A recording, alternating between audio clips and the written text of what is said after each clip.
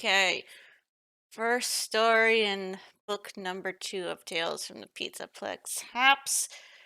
The story is Help Wanted.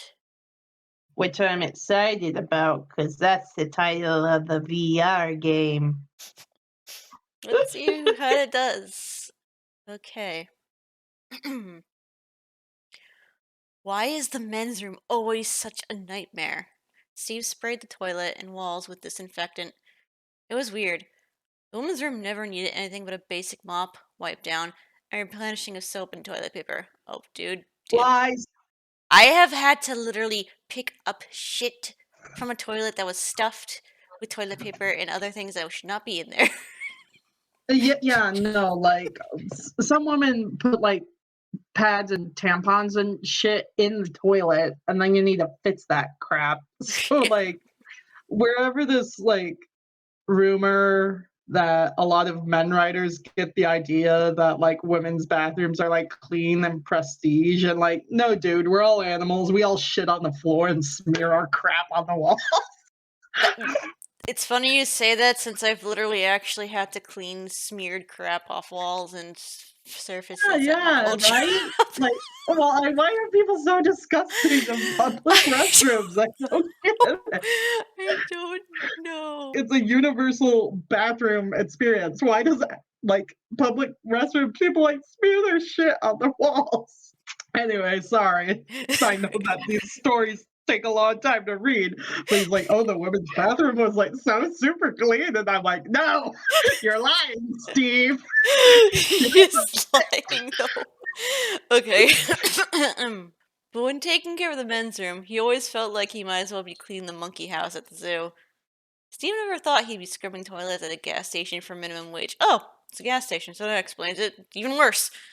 With his digital art and design skills, Gas oh. station. If it's a gas station, then both bathrooms would be equally shit. The women's bathroom wouldn't be clean. I feel wounded just because of the digital art and design thing. He always figured he'd be working for one of the many tech companies in his booming city, preferably designing video games. He had a billion ideas, many of them better than the games that were already on the market, if he did say so himself. Yet here he was, with the toilet brush in one hand and a all spray cleaner in the other. For the past several years, he had applied for any position at a tech company that was remotely qualified for, but the competition was fierce. He was up against all these kids with expensive Ivy League degrees who'd already done internships or had jobs at the most prestigious companies in the country. Steve had graduated from a local public college. Are you done jingling, Wheatley? Thank you. Steve had graduated from a local public college, paying for his tuition by working long hours at crappy jobs. Once he earned his degree, he was never hired for anything but more crappy jobs. He made his way to the second stall in the men's room. In this case, the term crappy job was literal. Mood. Mm-hmm. I'm actually really happy with my current job. I'm like in between temp work. I'm like shuffled around and thrown to the chaos of like bears and wolves, and I don't know what I'm doing. Star, star, star. Steve's tiny studio apartment was one floor above the takeout place called Captain Ernie's Fish Boat. The greasy odor wafted upward so that the carpet, furniture, and bedding in the apartment always smelled of fried fish. Even Steve's clothes hanging in the closet had absorbed the smell. Sometimes stray cats followed him on the street, breathing in his fishy aroma. As soon as Steve got home from work, a shower is absolutely essential. Sometimes he felt like should spray himself with the disinfectant he used to clean the gas station restrooms. By the time he showered and changed into clean, comfortable, slightly fishy smelling clothes, he was ready to eat something and get to his real work. He popped a frozen burrito in the microwave, grabbed a soda from the fridge, and sat down at the computer. The project he was working on, Chip Off the Old Block, was a family-friendly fetch quest-based game featuring cartoony chipmunks. He was about halfway through the design, and he hoped that a company would be interested in it. But if they weren't, El Chip. Oh my god, I just read the next line. It is El Chip. But if they weren't, maybe he'd just try to bring it out himself. He was tired of cleaning toilets and waiting for something to happen. Which reminds him, she mentioned Amanda before it's past her bedtime. Recently, Steve's tiredness of waiting for something to happen had led him to join a dating app. He'd always dreamed of marrying a smart, kind, beautiful woman. They would live in a comfortable house and have two adorable kids, a boy and a girl. Dreams were one thing, reality was another. Strangely, one didn't meet many attractive women cleaning toilets and mopping floors at a gas station convenience store. Occasionally, an interesting woman would come into the store to pay for gas or grab a gallon of milk. It was hard to be suave with a mop in your hand. For a while, he didn't think he was going to meet anyone through the app, either. But then he had seen Amanda's profile and sent her a cautious message that only said, "Hi." She said hi back almost immediately. After that, they progressed to an actual conversation. Well, close to an actual conversation as texting could be. Steve had been drawn to Amanda's profile pic not just because she was traditionally beautiful, but because she seemed to radiate kindness. She had shoulder length brown hair and a winning smile. She was a preschool teacher, and Steve figured she was a good one because of her kindness, patience, and sense of humor. The weird thing about their relationship was that even though they had been chatting for over a month, they had gone out only on two real dates. Steve worked at the gas station from 3 p.m. until 10 p.m., and Amanda worked at the preschool from 7:30 a.m. Until 3:30 p.m. They couldn't have found more incompatible schedules if they had tried. Steve grabbed his phone and texted her, "I hope you had a good day." She texted back, "A kid threw up in my shoes first thing this morning, but at least my day had to get better from there. Lol." Mood. like like I work with like pre-K kids, like junior kindergarten. So they're like 4 to 5 year olds. So like that thing is like bound to happen sometime. Something that Son probably has experienced many times. What yeah, well like the rule is like if they throw up or have a fever, you have to send them home. Like you need to call the parents. Wee-oo. Steve chuckled. He guessed they both had to deal with the more than their fair share of grossness at their jobs. He typed, "Lol, if things went downhill from there, it would be pretty bad. I'll let you get some rest. Good night." She texted back, "Night night," with a sleepy face emoji. Steve smiled, set aside his phone, settled back into the work on his game until he was too tired to stay awake anymore. But it was a slow start. So yeah, it's a slow start, but so far I'm like okay with Steve. Like he doesn't seem conceited. He just hates his job and he has a hobby. Like he's not doing anything that makes me think he's a shitty guy so far. He's So not like the guy or the chick, what's her face from Lottie's game. oh no, not like the chick from Lottie's game at all. Like he's not just describing Amanda's appearance. He's like Or talking about her job and like stuff that he likes about her. So like he's not and he's not saying like the dude at the end of the epilogue who got his head ripped off. Yeah, and he's not definitely not like the guy from like Lucky's, whatever his face was, Lucky Boy. Star, star, star. As soon as Steve opened the door to the convenience store, his manager, a humorless, middle-aged man with an unfortunate name of Gilbert Hurlbutt. That is pretty unfortunate. I'm 5 years old. That's funny. Looked up from his phone and said, "Some kid spilled about a gallon of blue slushy over by the back left cooler. Go mop it up." Why didn't you go mop it up yourself? Because he's a dick. He's it's a a, hurl butt. but no, like at every job I've ever had, you either have to put up a bunch of signs to warn that, or you're not allowed to leave the spill unattended. Go mop it up. No problem, Steve said, which is what he always said to Mr. Hurlbutt. Is the path of least resistance. He went to the janitorial closet and set the mop bucket under the faucet in the utility sink. Would it have killed Mr. Hurlbutt to say hello before he started barking orders? Steve poured some cleaning solution into the filling bucket and thought, not for the first time, about the bizarreness of Mr. Hurlbutt's name. Mr. Hurlbut's parents, presumably Mr. Hurlbut Sr., Miss Hurlbut, knew that they were having a child who would be saddled with a ridiculous last name. So why not give the kid a normal name like Matthew or David or something instead of saddling him with an equally unwieldy first name? Hey! My grandpa was named Gilbert. Shut your mouth. Of course, that being said, Mr. Hurlbut could choose to go by Gil or Bert, but instead the name Gilbert was stitched right over the breast pocket of his uniform shirt. Steve's wandering thoughts resulted in the mop bucket overflowing. He tilted it and poured out some of the excess water, and then carried the bucket and mopped to the back of the store to clean up the sticky mess. Steve's hands were mopping, but his mind was on his game and what he would work on as soon as he got home from his meaningless job. I said, "Can you spare me a moment?" Steve had been so preoccupied he hadn't even noticed that a man was standing right next to him trying to get his attention. The man in question did not resemble the customers they usually got in the store, exhausted, inexpensively dressed people coming from or going to night shift jobs. Even though Steve didn't know much about clothes, he could tell this man's dark suit was expensive. It was spotless and wrinkle-free. It seemed to have been tailored to the contours of his body. "I'm sorry, can I help you?" Steve said. "I think perhaps you can," the man said. He had strong, chiseled features and a haircut that looked as expensive as his suit. That is, if you're Steve Snod? You're making Snodgrass! fun of like Mr. Hurlbutt over here. Your fucking name is Steve Snodgrass. Shut the fuck up. Okay, okay, okay.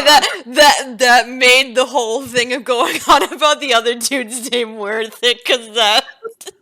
I'm wondering if that's a joke. That was like 2 paragraphs of build-up. I know that's what I'm saying. That made it work. I think that was intentional. I'm pretty sure that was a joke. Perfect. Just perfect.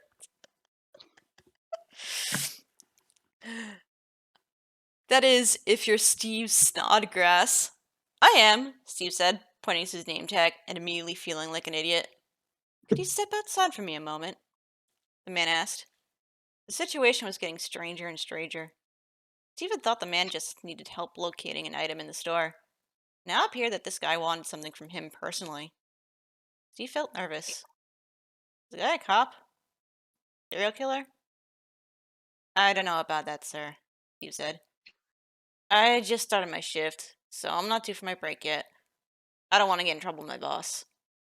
"Well, if you step outside with me, you may find yourself working for another boss, and for a great deal more money." He smiled. Teeth were perfect. Never trust the perfect smile men in these stories. No, especially a sharply dressed man in a suit in the FNaF universe. That's like, Yeah, definitely not sus. Steve yeah. was growing more confused by the moment. Was this man in the mafia? Honestly, that's what I would think first. "I'm afraid I don't understand." "Perhaps this will help," the man said, handing Steve a business card. Is it another stupid name? Steve looked down at the card and read, "Brock Edwards, Talent Acquisition, Fazbear Entertainment." Now his name's Mm. normal. Still Snodgrass. We have Hurlbutt and Snodgrass.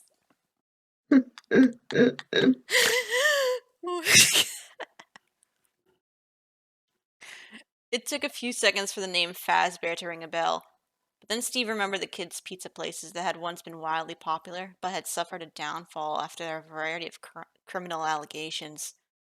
There had been talk of murders, though Steve didn't remember how many. There was weirder stuff too.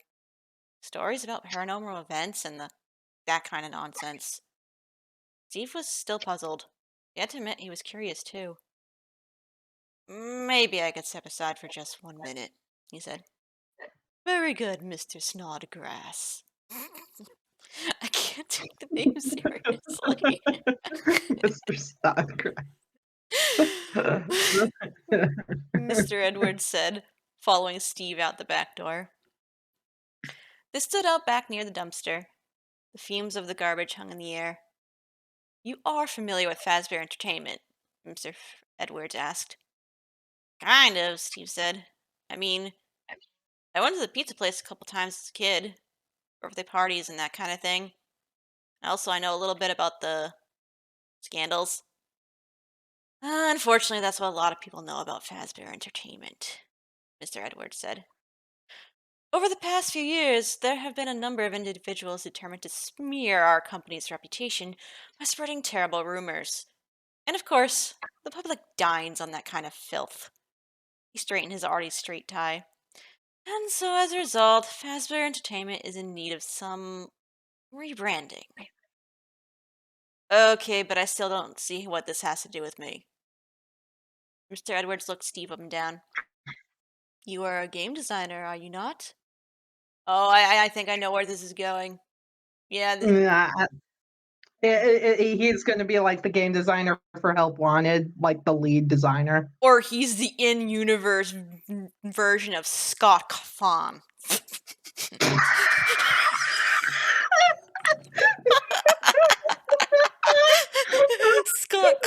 Scott Cawthon, whatever. But I'm gonna laugh if that's the case. Scott, Coffin, Steve, Snodgrass.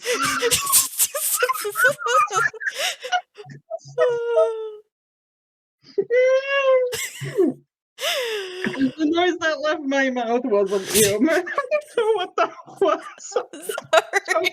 My water. I'm sorry.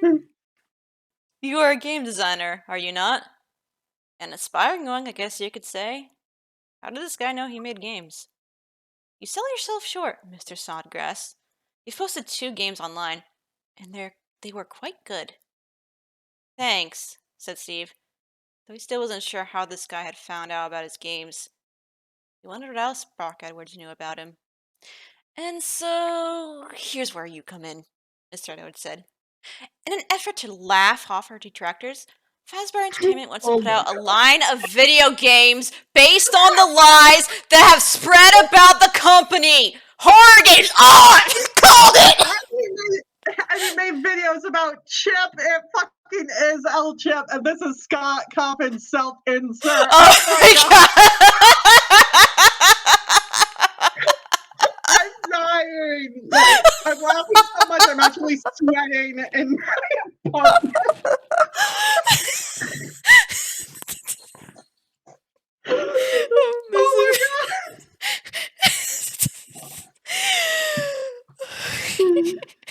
Mm.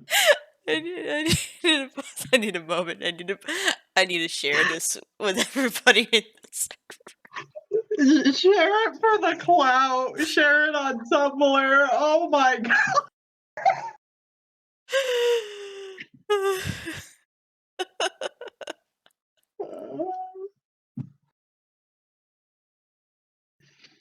I can't fucking play. I'm building it now. Now I'm thinking. Now I'm thinking. Does this mean that Steve is a good conservative Christian man who doesn't want to make a horror game because he's a good Christian boy? Once we read ahead, we'll see. And you know the weirdest thing? I don't even think this is the first time that Scott self-inserted himself in his stories. I doubt it. I highly doubt it. There's like Why did he choose a name called Snodgrass? Snub. Why did he choose Snodgrass?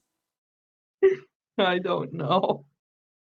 Wheelie, why did he choose Snodgrass? I know you're a dog, but can't you answer this question?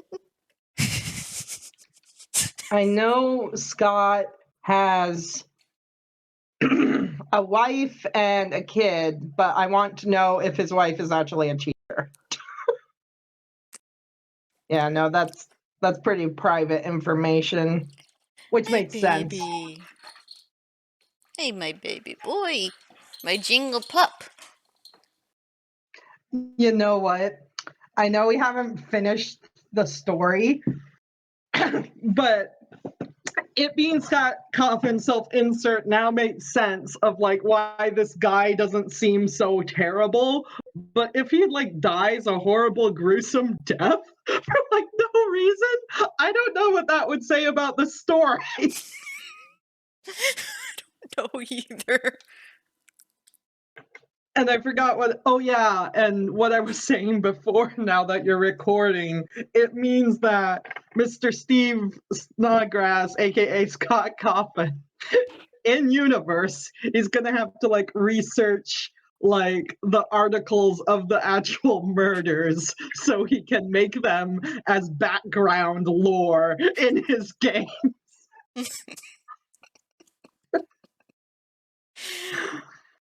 Okay, we're ready.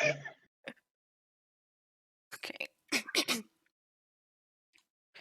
You mean like horror games based on what people say happen in the old pizza places? Steve said. The idea seemed distasteful at best, cruel at worst. Yes, Mr. Edwards said.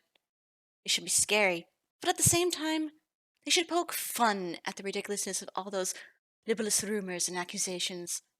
He put on a smile that looked calculated. We'd like you to develop a series of 4 games for us, Mr. Snodgrass.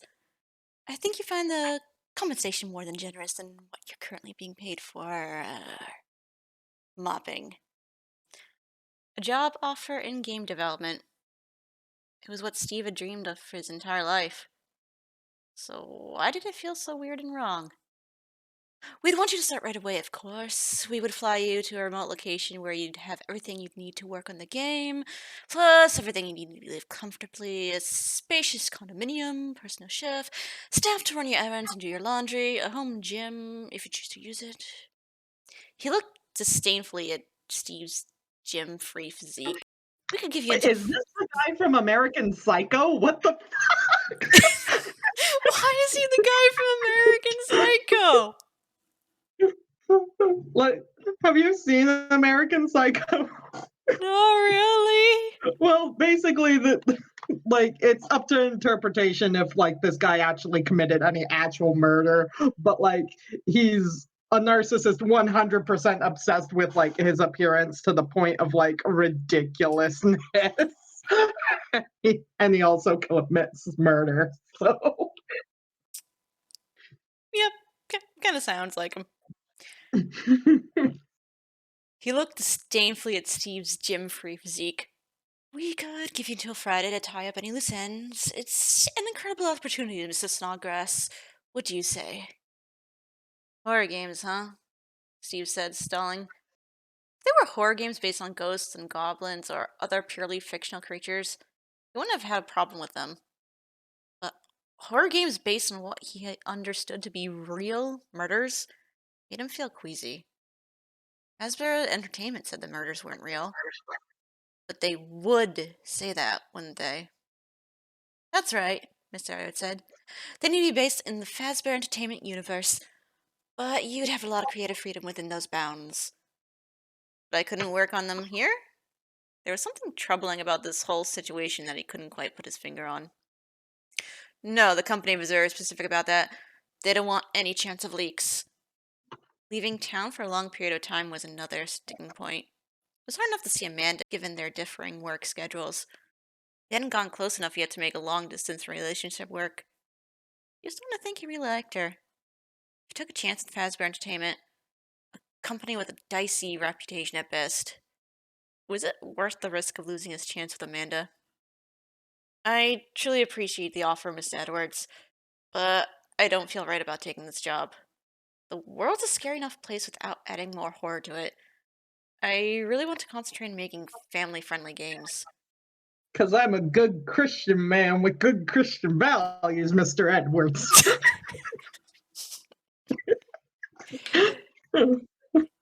Sorry. Oh god.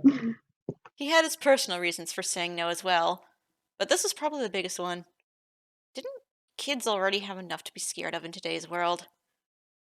Mr. Edwards laughed for a longer time than was comfortable. This guy sounds like he's right out of American Psycho, honestly. He gives me that like sleazy 80s Wall Street vibe, whose smile is a little bit too wide, who has a woman's head in his fridge, probably. Yeah, I don't think I can pull off the laugh for him. I was trying to, but I don't think I can. Yeah, no, I get the vibe you're going for. Do you mean to tell me that you're going to walk away from this opportunity, go back inside that store, and pick up that mop? Yes, I do, Steve said. But thank you for your offer. He wasn't looking forward to going back inside, getting yelled at by Mr. I forgot that was his name, Mr. Hurlbutt, and cleaning the floors and toilets. But somehow he still felt strangely good about his decision. Well, what's going to make him change his mind? There's two ellipses, actually three ellipses on this page, so let's find out. Star, star, star. Still in his pajamas, Steve padded barefoot into the kitchen to start a pot of coffee. A little something to eat and some major caffeine, and he'd be ready to settle in and work on Chip off the old block for a few hours until it was time to head up to the gas sup. He popped some bread into the toaster and grabbed a couple of eggs from the fridge. Okay.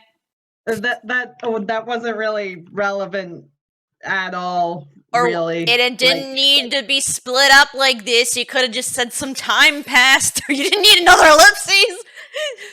Actually, it could have kept that, but they didn't need like the ellipses if it's like still the same scene in his bedroom. Well, he's in his pajamas at night. That's like the only thing we established, really. His phone pinged. Thinking it might be Amanda, he picked it up. Someone had messaged him on the dating app. Strange. Definitely wasn't Amanda because she would have just sent him a regular text. Curiosity got the better of him. He opened the app and saw a message from Victoria. Is it Vanessa?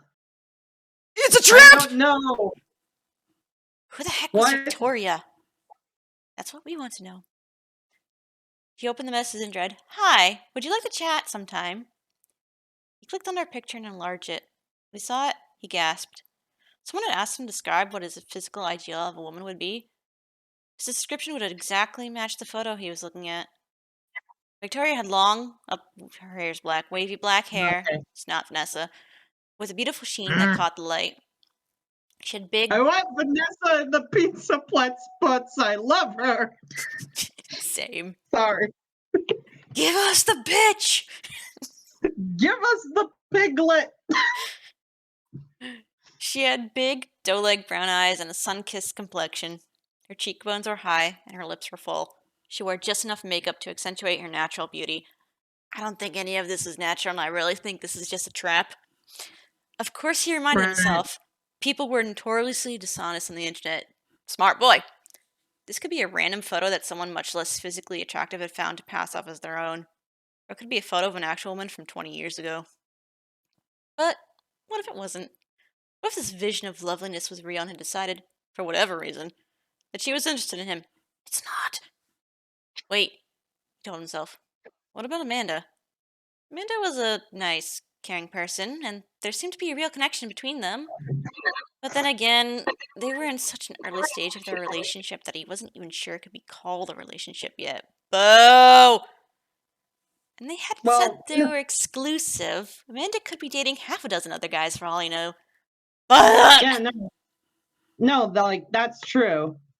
No, like I'm actually gonna defend Steve here, and like if it in the right, like if you're on like the been like on one or two dates and you don't even know what the status of your relationship is, it's totally fine to like date other people in that time frame until you're like actually committed in a relationship.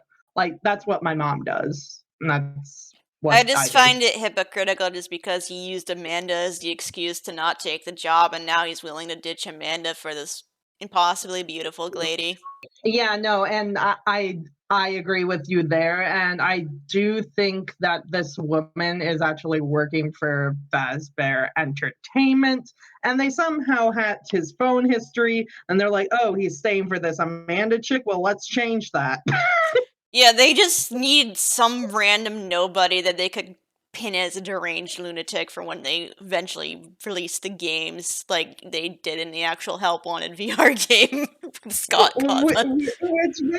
Which makes me think that because it's funny because it's Scott self-insert and we know this, but like pretend we don't know this for a minute. Like the narrative is not painting this guy as that bad a guy, and because he's not that bad a guy, you know he's going to meet a horrible fate somehow that he won't rightly deserve. So He hit reply to Victoria's message and typed one word. Sure. As soon as he tapped send, Steve smelled something burning. It was like for a few minutes there, he'd entirely lost track of where he was and what he was doing. Home, kitchen, breakfast. Yeah, see, that ellipsis was worthless! It was only of this short time. He reminded himself. He looked at the counter and saw black smoke rolling from the toaster. Wouldn't the toast have popped out by now? Doesn't that how toasters work? maybe his toaster is broken. I don't know. He lives in a studio apartment and he has a minimum wage job. So maybe the toaster is like so hand me down. You need to pop it up Mm. on itself because I used to have a toaster like that. So, but it wasn't established. So, whatever. After he threw away the burnt toast, opened a window to let the smoke out, and poured himself a cup of coffee, Steve sat down at the computer to work on his game. The mysterious message from Victoria, whoever she might be, left him too keyed up to feel like eating anything. His phone pinged again. Hi. You know what? Hmm? You know what? Now I'm wondering if it actually is Vanessa and like those are just like images of a photoshopped woman and this is like a pseudonym or whatever, but I don't know. I'm just hoping. We want the white woman jump scare in the books. Yeah, we do. I also want Gregory in the books. There's so little we know about Gregory, my man. Yeah. Oh my god. Hi, it's me. I'm glad you said you liked the chat. Is now a good time? Sure, Steve typed. Any time's good. As soon as the words appeared on the screen, Steve did a facepalm. So much for not sounding too eager. I've never used a dating app before. I'm really more of a face-to-face person. Would you like to meet sometime soon? Maybe this weekend? Sure. You can come by my house if you want. It's out in the country. It's really quiet. This is a trap! Trap! Trap! Trap! Trap! Trap! Trap! It's really quiet. You never ask someone to go to your house on a first date, and Victoria seems way too much eager to meet the guy. And Like the she's house is in leading the the conversation. country. Yeah, and like she's leading the conversation. He's only giving like one word replies. He's just like, sure. Oh, you're interesting. You're funny. I like you. Want to come to my house in the country where I can murder you with a chainsaw? It's out in the country. It's really quiet. We'd have plenty of privacy to talk and get to know each other. Are you sure you wanted me to come to your house for your first meeting? Should we meet in a public place first in case I'm a creep or something? Dude, you should be concerned about yourself! What did you say? LOL! I trust you. How about Saturday at noon? I'll make us lunch. Sounds great. Oh my god. This conversation. I would be like noping out of there as soon as the invite to the house. Like invite to the house is like maybe 20th date territory. Like my mom went on a date with this guy for like maybe 6 or so dates and I never met the guy. I never met the guy. Not yet ready to meet the family. Yeah, no. Well, like they broke up. So like it was a Exactly, good not time. ready to meet the family. He wasn't family worthy if he never met you. Yeah. Exactly. It's like, no, you don't meet my adult daughters until we have like a few more days. As soon as they finished chatting, Steve remembered that he had plans for Amanda for Saturday. She was an understanding person, though. She'd be okay with rescheduling. He texted her. So sorry, but something came up that can't do Saturday. Almost immediately, she texted back, disappointed, but okay, with a sad emoji. Steve felt guilty, but he told himself he'd make it up to her. You're not going to be able to. Dot, No. dot, dot. Matt, still dressed in the uniform of the computer store he managed, dunked a donut in his coffee. But I thought things were going good with Amanda, he said. They are. Steve had called Matt, asking if he could meet him at the all-night donut shop after work. His life was getting way too eventful all of a sudden. And Matt, his best friend since freshman year of college, the only person he felt like he could talk to about it. Matt was unfailingly honest, and had never hesitated to tell Steve when he was making a horrible decision. Or horrible mistake. Same deal. Mhm. Matt also seemed to have the Wait, Wait there. wait, Are wait, are you wait, done? Hmm? wait, wait, wait. Scott's best friend is Matt Pat.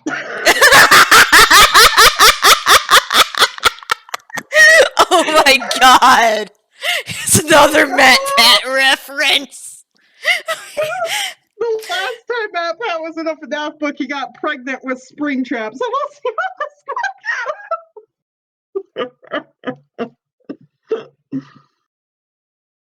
Oh, you good? I need a moment. Also, I think Wheatley needs to go poop because he's pacing back and forth. I'm gonna go take him out again real quick. Okay, we're only on page 14. We've been at this We're for only on over an page. hour. We're only on page 14. I don't know. And like, he's obviously gonna make the games, and he's obviously gonna either be killed horribly or dragged into like an insane asylum or something. Well, they do call him a deranged lunatic. Matt also seemed to have an infuriating habit of always being right. But this message, Steve said, came out of nowhere, and this woman. Suddenly he was at a loss for words. Someone said she'd send goons to beat the crap out of you if you didn't go out with her? Steve laughed. No. This woman said if you didn't go out with her, she'd make all your darkest secrets a matter of public record? No, Steve said, still laughing. But to be fair, my life today has been too boring to accumulate many dark secrets. Took a deep breath and tried to find the words to explain himself. This woman, he picked up his phone. Here, let me show you. He opened the dating app, found Victoria's picture, showed it to Matt. Matt's jaw dropped, and so did his donut. Whoa, he said. I get it. Totally get it. Steve handed him another donut. He was still relieved that Matt understood.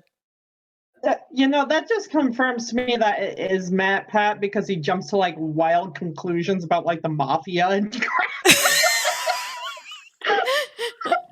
Matt Pat is getting confirmed. this woman is the key to everything. Star, star, star. Even though he was beginning to doubt his GPS, Steve turned off a narrow, winding country road onto another narrow, winding country road. It was Oh, he's beautiful. actually going. Yeah, he's going. Ugh. You're an idiot! It was beautiful out here, with rolling hills and trees and the occasional pasture full of cows. But Steve couldn't imagine living somewhere so remote. He also couldn't imagine that a woman as beautiful and glamorous as Victoria would want to live in such a rural area. Because she doesn't! Surely someone so lovely and charming would want to live where she could see and be seen. Turn left on Brushy Pine Road, the GPS ordered. Your destination will be on your left. The destination seemed to be a long, gravel driveway that led into a densely wooded area. Steve drove doubtfully, but the GPS had never steered him wrong before. Finally, the driveway ended at a house. It was small and modest. A neat little white cottage with green shutters and a green front door. It looked more like a home for someone's grandmother than for an attractive young single woman. He parked, grabbed the bouquet of grocery store-bought flowers he had selected for her, and walked up to knock on the door. No one answered. Steve sighed. Had this been some kind of trick? He tried the door and was surprised to find it unlocked. Hello? Anybody home? He called. When there was no response, he stepped inside. He wouldn't normally have entered someone's house without permission, but he reasoned that he had been invited, and that was good enough. Steve was surprised to find himself standing in an empty room. The white walls were blank, The windows were curtainless. There was not a single piece of furniture in sight. He wondered if he had made some kind of mistake. Was she meeting him as a real estate agent trying to sell him a house instead of his estate? The house may have been empty, but it was not silent. There was a soft but steady mechanical whirring sound. And then, so suddenly that it made Steve jump, a loud, high pitched ringing that hurt his ears, his brain. What was going on in this bizarre place? He felt Mm, suddenly unsteady on his feet and propped himself up against the wall to regain his balance. like that's the description of like the distortion discs usually. So, Yep, distortion gist. They're using it on him to make him see the girl of his dreams, who is not the girl of his uh, dreams. it could be a fucking robot for all we know. I don't know. Steve! The horrible ringing stopped and was replaced by a voice like velvet. I'm so sorry, I must not have heard the door. Her looks did not disappoint. She was just like the picture online, except better, because she was standing there right in front of him. She was wearing a form-fitting green dress. Lots of green, which complemented the flecks of green in her brown eyes. Her figure was fit and toned, as if she worked out regularly. It was also curvy in the right places. Why is green a cause for alarm? Because the shutters on the house were green, the door was green, her dress is green, her eyes have flecks of green. That's a lot of green. She's a leprechaun. I don't think that's what they're going for. I'm pretty sure not, but keep going. Steve was instantly besotted. Besotted. I'm guessing that's how it's Yeah. pronounced. Okay. Hi, he said, wishing he had planned some kind of clever opening line.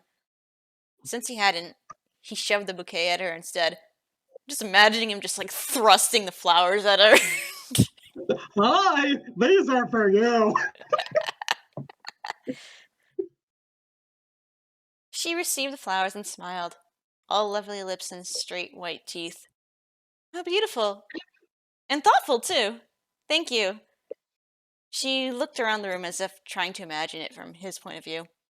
I know I haven't done much with the place yet, but with the right touches, I think it'll be really cozy. And for lunch, I thought we could have a sort of picnic on the floor. We can put down a blanket, and I have bread and cheese and fruit and some good chocolate. Yeah, this is sus, dude. Run. That sounds nice. Before Steve could say anything else, there was another horrible, high-pitched electronic scream. He looked up in the direction of the sound. He saw the red light flashing on the smoke alarm.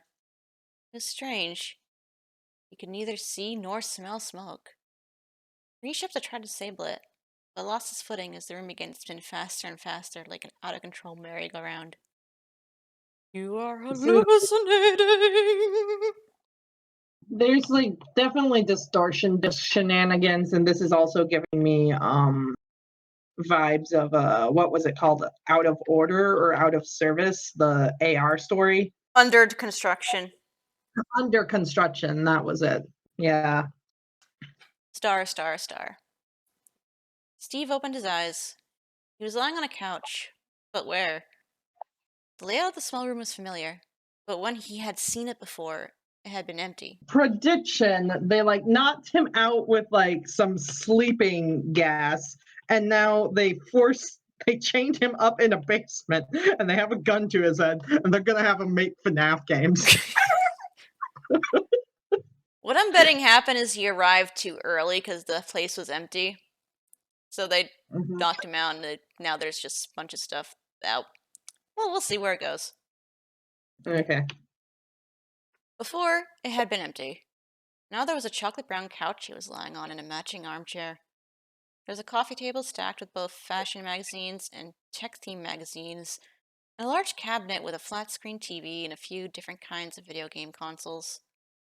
The walls that had been blank before were now hung with photos of Victoria. Victoria hiking in the mountains, her lustrous hair windblown and beautiful. Victoria, tanned and toned and gorgeous in an emerald green two-piece swimsuit, lounging on the beach. Lots of green again. Victoria eating an ice cream cone on a park bench, looking adorable with a dab of ice cream on her perfect nose. Yeah, why would those be the kinds of photos you have in your house, like hanging on the walls? Oh, oh, and yeah, like, it's just all photos of her too. Like, I know you live alone, but wouldn't you have, like, photos of, like, your family or, like, your mom and dad, even, like, if you're in your 30s or something? Yeah, like Like these photos sound like something that someone would like put on their Instagram, not hang up in their house. right, I would have photos of me and my sister, me and my mom, me and my dad, me and my grandpa, me and my I don't grandma, you even have know? pictures of myself. The only picture I have of myself is like a painting I did when I was in high school, singing in Yeah. like, and the one portrait from when I was like little and like a first communion dress that my mom like commissioned to have done. I don't have pictures of myself either. Around my house, I just have, like, pictures of my dad everywhere. Mm. Victoria herself came padding barefoot into the room, wearing jeans and a black fitted t-shirt. Hadn't she been wearing a dress earlier? And again, the room had been empty earlier too. Steve was hopelessly confused and disoriented. Hey, babe. You just Mm. what call him babe. I have a feeling it's gonna be like they're gonna pretend he's been dating her for like forever or whatever, like faking it. Like, and like distortion discs can do that. They can also like warp your perception of time and shit. So, Yeah, they're gonna give him a but fake life until he feels like he's in a good place to actually do those games, and then they're gonna rip it right, all away from him. I'm calling right, it. right. I don't know what it says about this being Scott's self-insert, but Hey, babe, Victoria said. You had a bad dizzy spell and kind of passed out on the couch. I brought you a glass of water. Why don't you try and sit up and drink a little? Steve had never had a dizzy spell before, but now that he thought about it, he had been too nervous about the date to eat breakfast this morning. He sat up slowly. You know, I think I may need to eat something. Accepted the water glass and was surprised to find himself drinking it down in a few gulps. Weren't we going to have a picnic on the floor? Now Victoria looked confused. A picnic on the floor? You mean like our first date? oh my god, you're right. You mean like our first date? Our first date, but isn't this? Steve looked around the furnished room. I'm sorry, I'm really confused. Victoria sat down next to him and took his hand. Confused or not, Steve loved having her close to him, touching him. It happens, honey. It happens, she said, squeezing his hand. Sometimes you forget things. You have memory loss as a result of that car accident you had a few years ago. I don't remember a car accident, Steve said. He was a very careful driver. Exactly. Victoria squeezed his knee. Yeah, that's something someone trying to manipulate you would do. Like, oh, you were in an accident. You don't remember? Yeah, that exactly. You don't remember it. That's Yeah, part of it. like yeah, like what is this? 51st Dates by Adam Sandler? Like it doesn't work like that. Took a bad hit in the head, brain injury. Most of the time you're fine, but sometimes your memory just wipes temporarily, and then it's like you reset and you're all good again. This was upsetting news. He wondered how many times Victoria had to tell it to him. But I always reset so I remember things again? Victoria smiled. Always. Steve nodded. The explanation was weird, but it also made sense. No, it doesn't. His sense of time was off. That explained everything. So you and I were together? Victoria laughed. We were very, very together. Wait. She got up from the couch, grabbed one of the framed pictures of the wall, and handed it to him. The photo was taken outdoors under an arch of flowers. Victoria stood smiling in a lacy white gown and veil, holding a bouquet of flowers that matched the ones decorating the arch. Steve was standing beside her in a tux. The main thing he was wearing was an impossibly big smile. No wonder, Steve thought. The wedding day had to have been the happiest day of his life. Too bad he had no memory of it whatsoever. You're so beautiful, he said. It's a beautiful dress, Victoria said. Not just in the pictures, Steve said. Always. You're always so beautiful. Aw, you're so sweet to me, Victoria said. She leaned forward and pressed her lips to his. It was wonderful. Felt like their first kiss. It probably Because it was. was Oh probably. god, I see the next lines and I already see where this is escalating. Mhm. This Star, is star, like star. 51st Dates. My God. Daddy, wake up! It's time for pancakes! Steve opened his eyes. Two children were standing beside the bed. They were wearing pajamas with some kind of cartoon characters on them and jumping up and down, yelling, Pancakes! Pancakes! The girl looked to be around 4, and the boy around 2. Both of them had thick black hair, big brown, green flecked eyes. They were They're reading, like, I don't know how they're doing this, but they're like reading his memories because like in the beginning, like he said he wanted like a married life with 2 kids, one a boy and one a girl. yeah, Now they're here. So they're like scanning his mind and like doing illusion disc shit. yeah. They were beautiful children. The girl and the boy he had always wanted. But he had no memory of pregnancies, of births, of infancies or childhoods before this moment. He didn't even know the kids' names. Were they his? Pancakes, huh? He said, sitting up in bed, trying in vain to orient himself. The walls, he noticed, covered it with photos of the children, from babyhood until now. Steve was even in some of the pictures with them. Today is Saturday, and on Saturday, Mommy always makes pancakes, the little girl said, like she was lecturing him. Okay, sounds good, Steve said, standing up. Lead the way. The little girl took one of his hands, and the little boy took the other. It was a sweet, unfamiliar feeling, those tiny hands gripping his. Victoria was in the kitchen, looking beautiful even in her pink bathrobe with no makeup and her hair unstyled. She was standing over a skillet, expertly flipping pancakes. All hail the pancake queen, Steve said, kissing her on the cheek. Pancake wench is more like it, she said, laughing. I always forget what a long process this is until I'm actually doing it. Well, we appreciate it, don't we, kids? Steve said. He guess he'd just call them kids until he got a clue what their names were. Thank you, Mommy, the kid said, hugging her. You're very welcome, she said.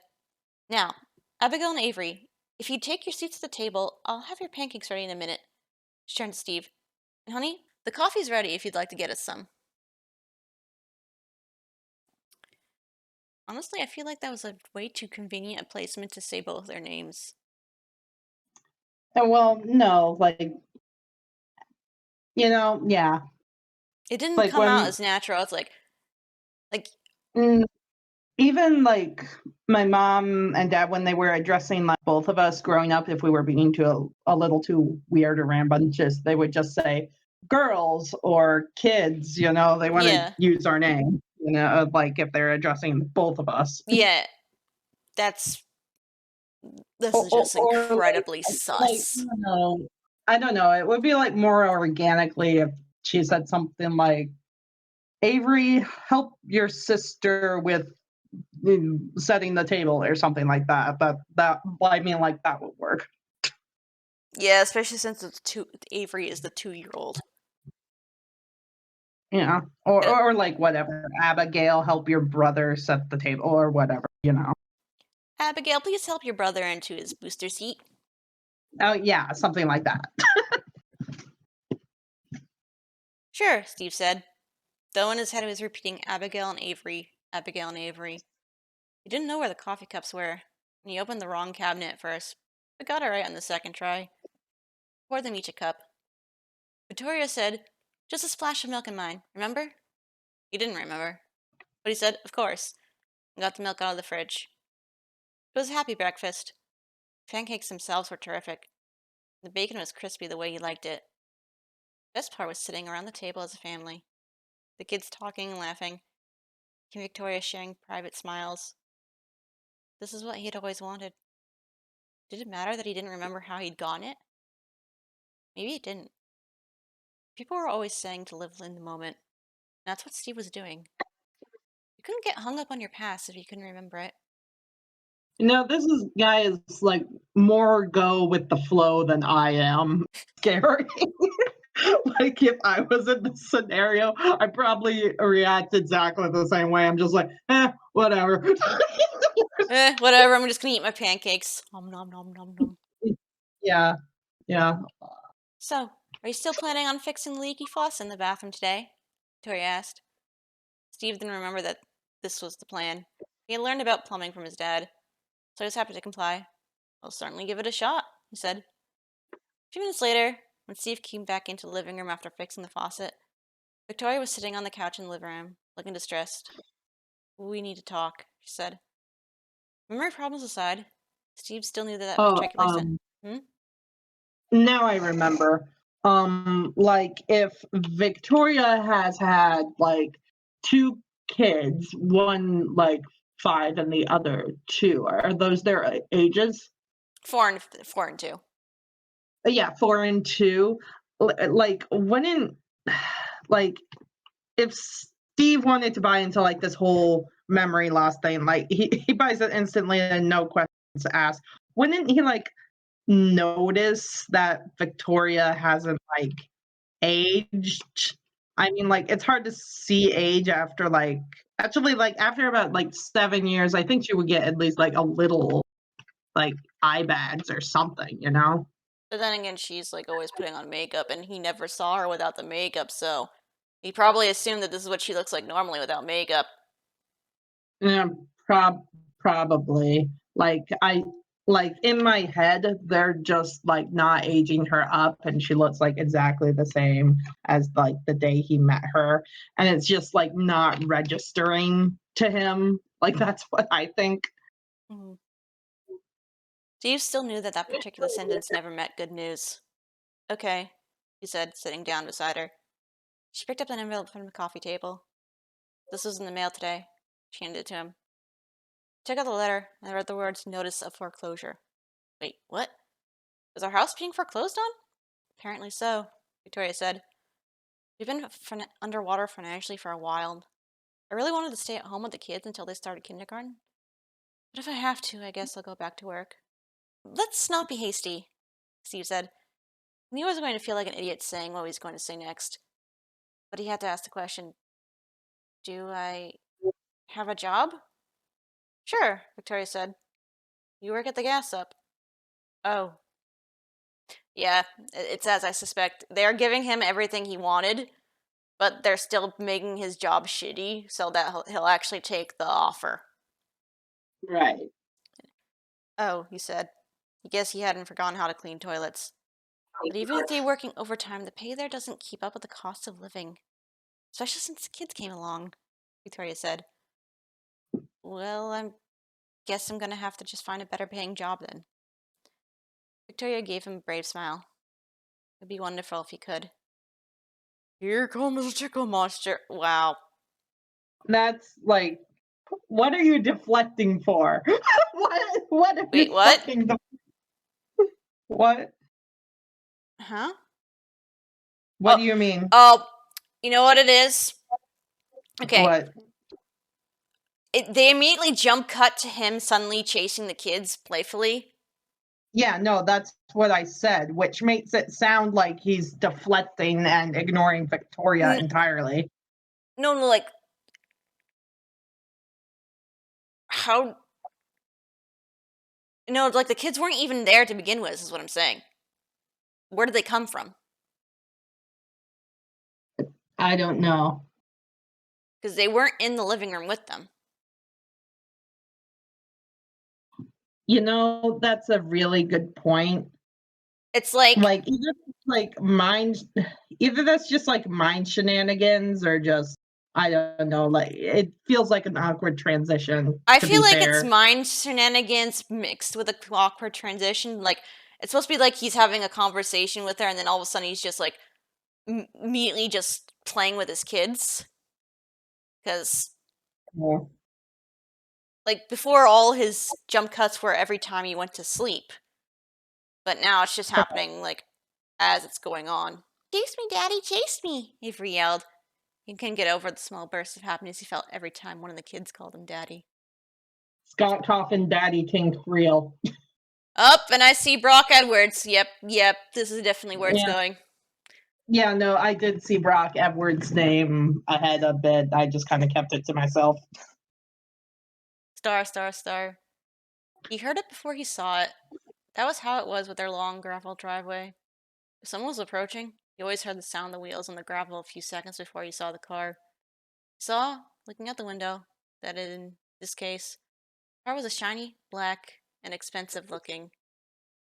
Unless he had forgotten, which was extremely likely given his memory problems, they weren't expecting anyone. He wondered if it might be someone who wanted to talk to him about the foreclosure, who might want him to sign some papers, making the loss of his family's home official. Steve braced himself for the worst. Kids, he said, you should go get washed up. Dinner's soon. Your mom's making spaghetti and meatballs. Spaghetti and meatballs! Abigail sang, taking her brother by the hand. I like meatballs, Avery said. They hurried off to wash their hands, leaving Steve to meet his fate. So I Steve's. know that has nothing to do with anything, but were kids liking spaghetti like a really common thing? Like, I never liked spaghetti as a kid. I think it was more like the Chef Boyardee spaghetti things. Yeah, no, I hated spaghetti, hated lasagna, hated any tomato pasta thing that wasn't pizza. Steve stepped out onto the porch. The black car came to a stop. A moment later, a man stepped out of it. It was strange. Steve had forgotten so much, and yet he still remembered this man. The styled hair, the perfect suit. Steve even remembered exactly what it had said on his fancy business card. Brock Edwards, Talent Acquisition, Hasbro Entertainment. I'm just calling him American Psycho. The man smiled as he approached.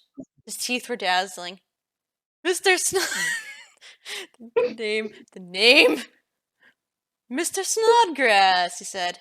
We've met before. Brock Edwards, Fazbear Entertainment, Steve said, holding out his hand to shake. You have good memory, Mr. Edwards said, taking Steve's offered hand. For some things, Steve said. Would you like to sit on the porch?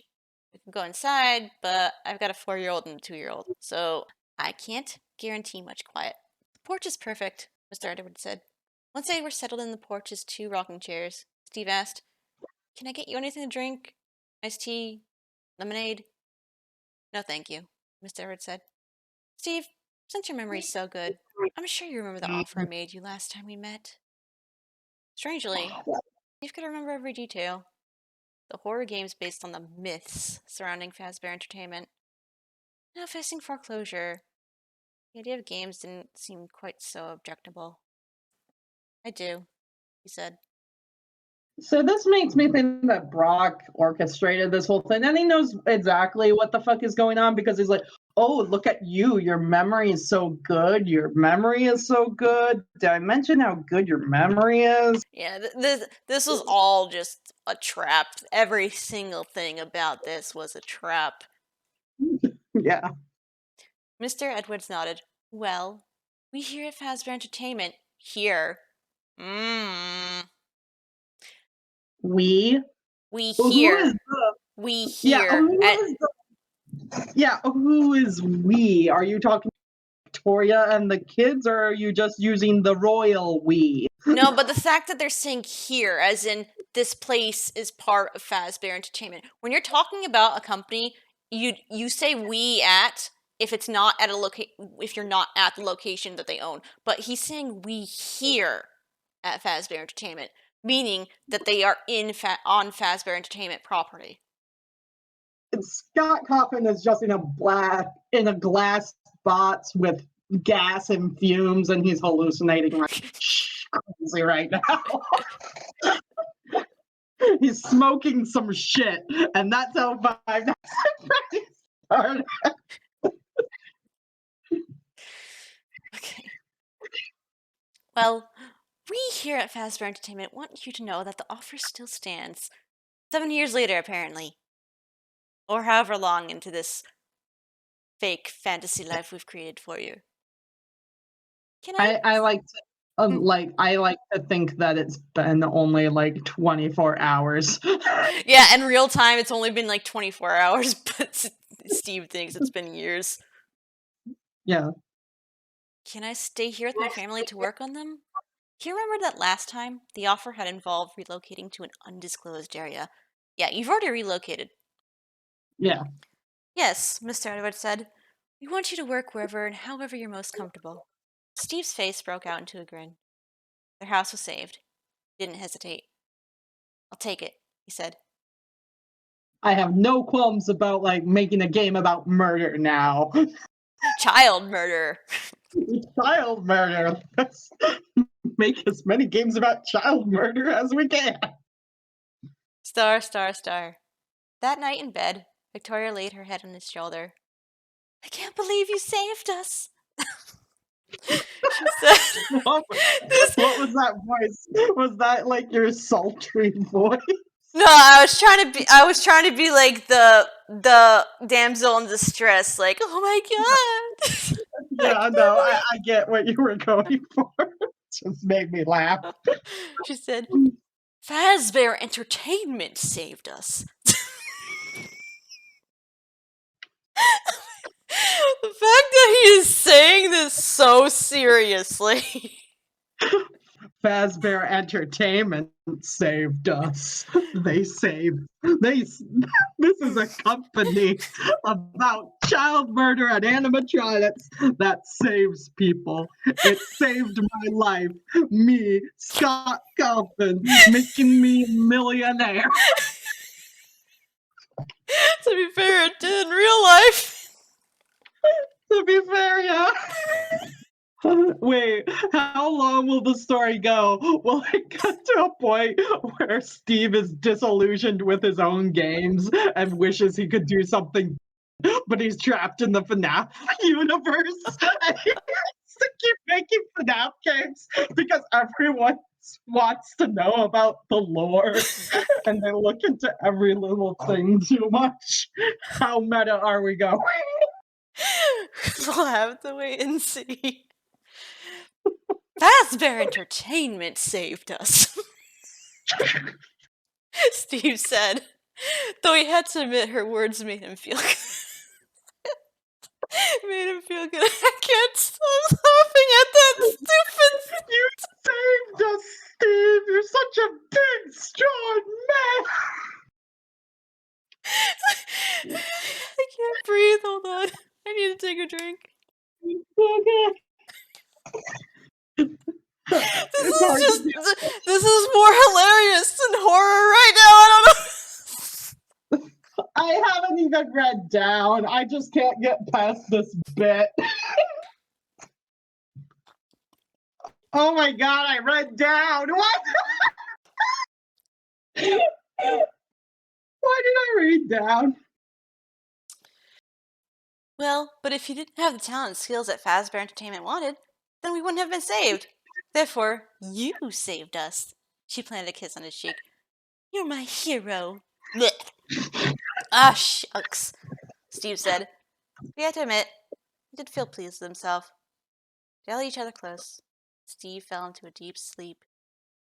Star, star, star. Up, we're getting into Joys of Creation territory here. I've never seen that fan game. Honestly. Markiplier played it, and basically it's from the point of view of Scott Cawthon, with like all the characters from Five Nights at Freddy's haunting his family and his house. Like literally, Oh, all the animatronics are in his house. Like, which was weird because wasn't Joy of Creation like abandoned by the fanverse, or is it still in the fanverse? I can't keep track. I don't think it's in the fanverse. I think it's like its own thing. It was just like a fan game for the sake of a fan game. Oh, okay. So, like, if animatronics are in Scott's house, then I don't know. I don't know anymore. It was coming from the living room. A stomping, rumbling sound. A robber? The house was so far out in the country. Steve was shocked that someone could find it to rob. He got out of bed and put his phone in the pocket of his robe. Tried to call the police. But wait, when had he last used his phone? All he could remember was that the last time he tried, it hadn't worked at all. He's going to have to take matters into his own hands. He was scared.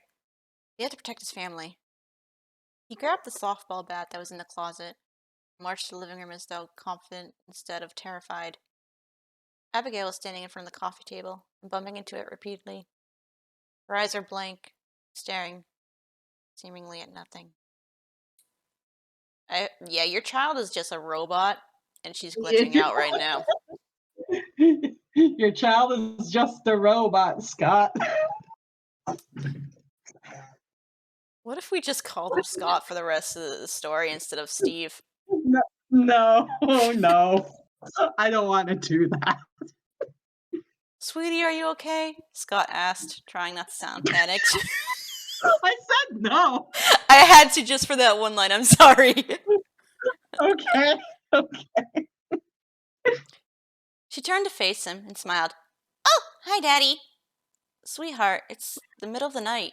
You should go back to bed. Okay, Daddy. She shuffled down the hall and disappeared into her room. The door to Avery's room was slightly ajar, which was a natural state of all the interior doors in the house.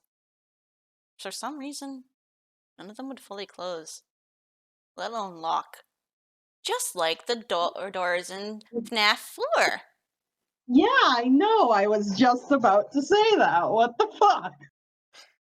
Just to make sure his son was okay, Steve peeked into his room. Avery was asleep, safe and sound, sprawled out with one foot dangling over the side of the bed like always. Actually, no, that's funnier because it's like, oh, the inspiration for FNaF 4. Yeah, those doors never closed in our house. Life imitates art. Steve was relieved that there had been no intruder, but he was also worried and confused. He propped the softball bat up against the wall, climbed back into bed. What are you doing? His anxious state, his wife's voice made him nearly jump out of his skin. He took a deep breath, tried to calm down. Didn't you hear the noise in the living room? No, I didn't hear anything, Victoria said. And you know what a light sleeper I am. If there had been a noise, I definitely would have heard it. Maybe we were dreaming. You mean you didn't even hear the How are you a light sleeper? He was having a conversation with your daughter in the kitchen. You would have woken up from that. Why are you only waking up just because he got into the bed? You would have woken up if he got up. The inconsistencies with your story, Victoria. I know your stussiness. She's manipulating him. It doesn't matter. It's fine. It's a story. Calm down. No, I know. I'm just noticing all the inconsistencies in what she's telling him, and he's not noticing, and that's making me angry. That he's not noticing? Yes. Okay. No, it was real. So, like, I'm not sure what Scott is really trying to say. That he's a dumbass or what? Calling himself a dumbass. Wait, hold on. I need to check something real quick. Which of the three authors wrote this one? Did Scott write this one himself? I need to know. Did Scott write it himself or did someone else write it? Okay, so it wasn't by Scott himself. It was because I do know that he writes some of these stories, but it wasn't by Scott himself. But he probably approved it. So at this point, Scott's job is just an executive producer. He reminds me of like my old librarian boss, that every single bit of conversation that I have with this guy, I'm just like, I'm going to sort these books over here and process the returns. And he's like, sounds good. I'm going to go have my lunch now. Sounds good. And that's the only conversation that I ever had with that manager. Just sounds good for everything. And that's basically what Scott's job is right now. No, it was real. When I went into the living room, Abigail was standing there. She looked blank and weird and was bumping into the furniture. Victoria gave him a patient smile. Sweetheart, you do remember that the children sleepwalk sometimes. They get it from you. They'll be dreaming wild stuff, saying absurd things, and wandering all over the house. I even caught you wandering around the yard one night. With you, it's sleepwalking with night terrors. Fortunately, the kids just seem to have gotten the sleepwalking part. No, Steve said. I don't remember any of that. It was so upsetting to not be able to piece his recent past together, to not even remember basic facts about himself and his kids. Well, now you know there's no need to worry. Victoria smiled and patted the empty spot beside her. Come back to bed. Sus. Star, star, star. Steve couldn't sleep. He always had the same sensation. Someone or something inside the house wishing to do him and his family harm. And always, Victoria comforted him, reminding him about his history of sleepwalking and night terrors. Often, Steve marveled at what an amazing wife she was. Always so kind, patient, and caring. He figured it couldn't be easy to be married to someone like him, who was such a mess all the time. Mess or not, he was really pouring himself into making the first Fazbear Entertainment game. Since the company agreed to let Steve work at home, he turned the house's tiny attic and in Joy of Creation, his office was in the attic too, I believe. What, really? Yeah. But that was also Okay. based off of Scott's real life house in the attic. Uh-huh. So his office, So yeah, so this just, so hmm?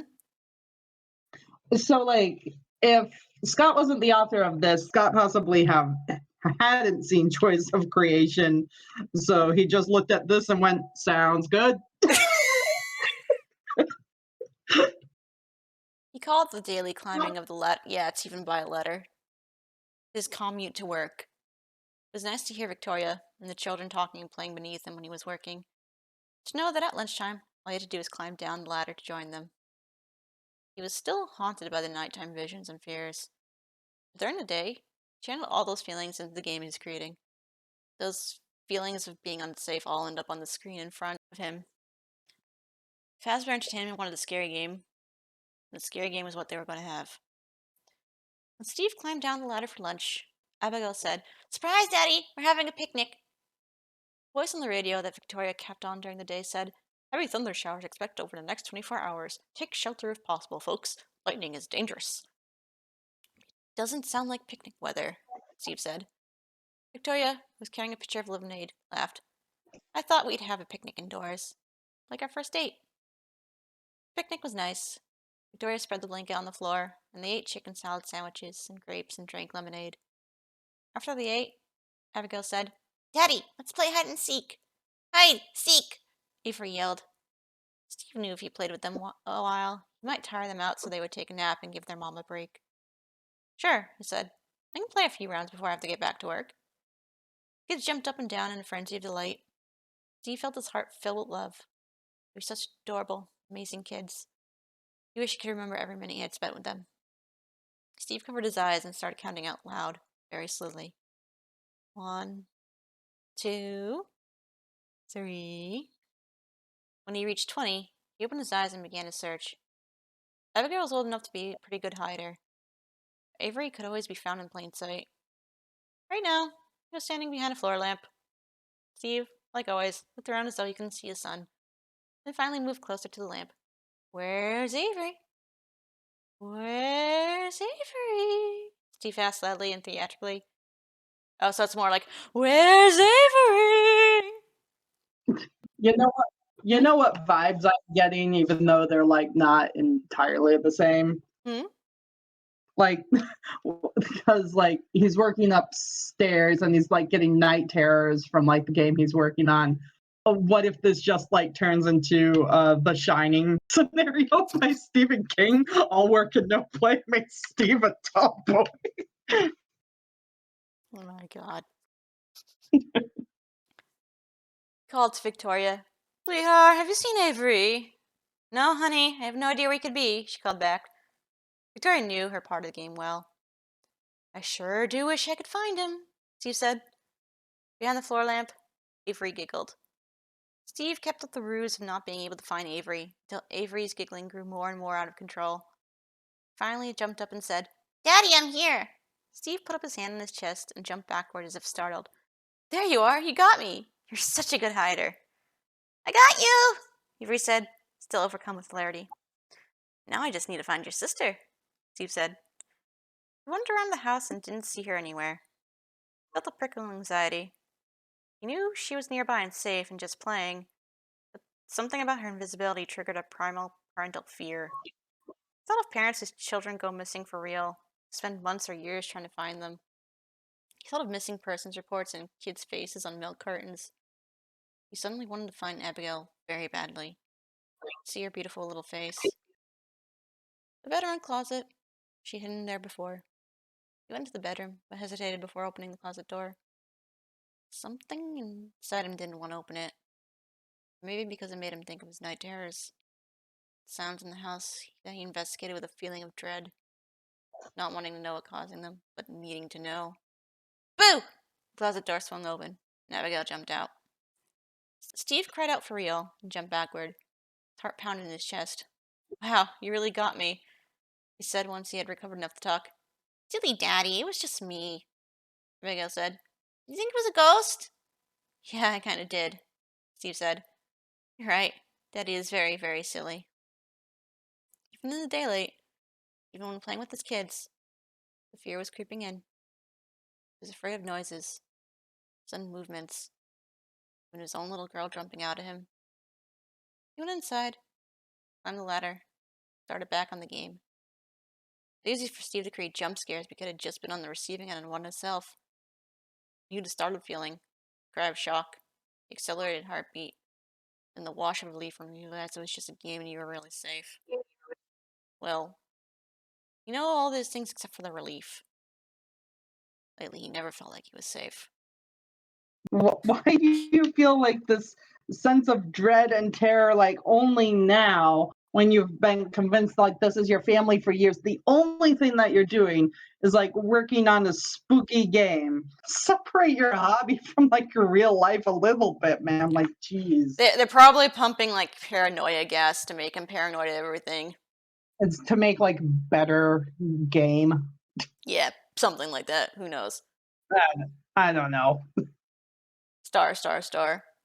Steve sat in front of the TV, staring at a late night talk show without really watching it. Victoria stood in the doorway in her bathroom in pajamas. Honey, are you coming to bed? Sure, she said, raising the remote to click off the TV. I thought I'd make myself some warm milk first, though. You know, to try to relax. You definitely need to relax, Victoria said. Have some milk, then maybe I'll give you a shoulder massage. That'd be nice, Steve said absently. Star, star, star. Procrastinating going to bed had become a habit with him. Made sense, really. The less time he spent sleeping, the fewer nightmares he had. Drink his warm milk, and like Victor. That was a random. If you're just going immediately into him drinking his milk, why did you need the asterisk? What? There was an asterisk before that? Yeah, like Go back. star. That'd be nice. Star, star, star. He gets his milk, and then it's talking about how he's getting the milk. So procrastinating going to bed, and he's drinking his milk. Oh yeah, like I thought that he was talking about like having night terrors like days later, not like not like I'm gonna get some warm milk. It like cuts to like a scenic shot of the house from outside, the slow pan. We're back in the house and he's like, I got my milk.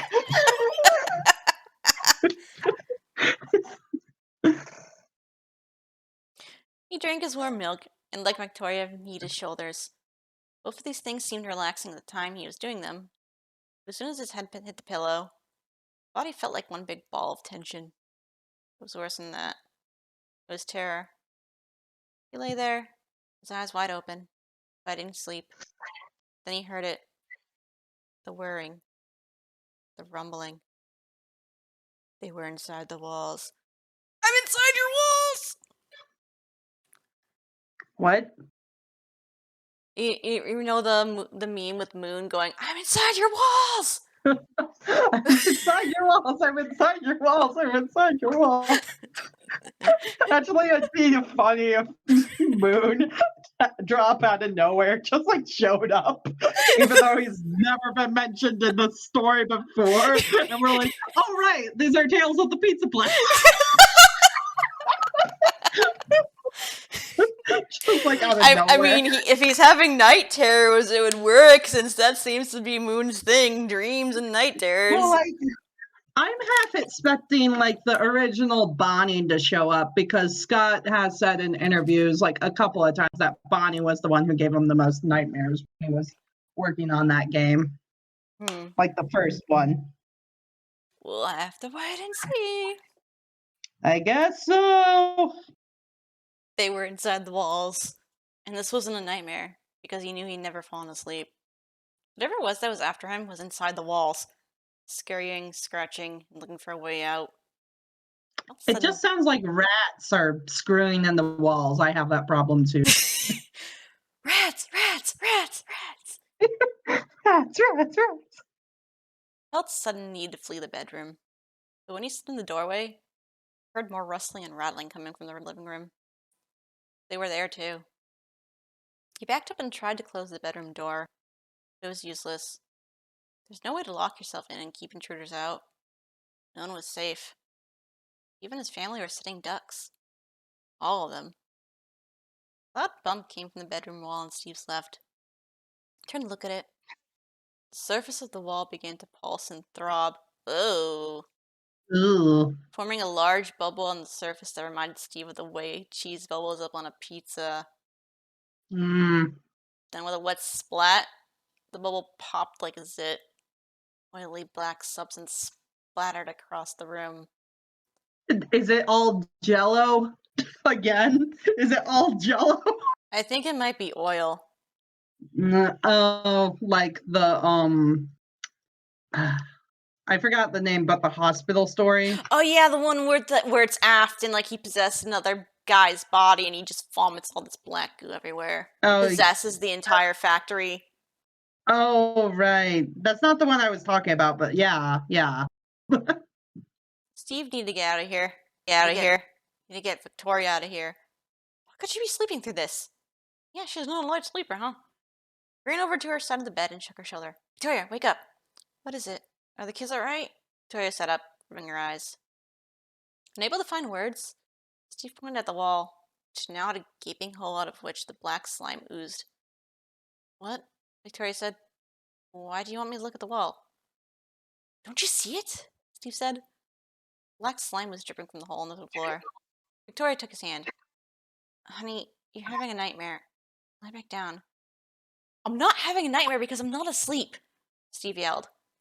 He never raised his voice to his wife or kids. He was freaking out. I know it feels that way because you're walking and talking, Victoria said. But if you lie down and you close your eyes, it'll all go away. She is way too calm.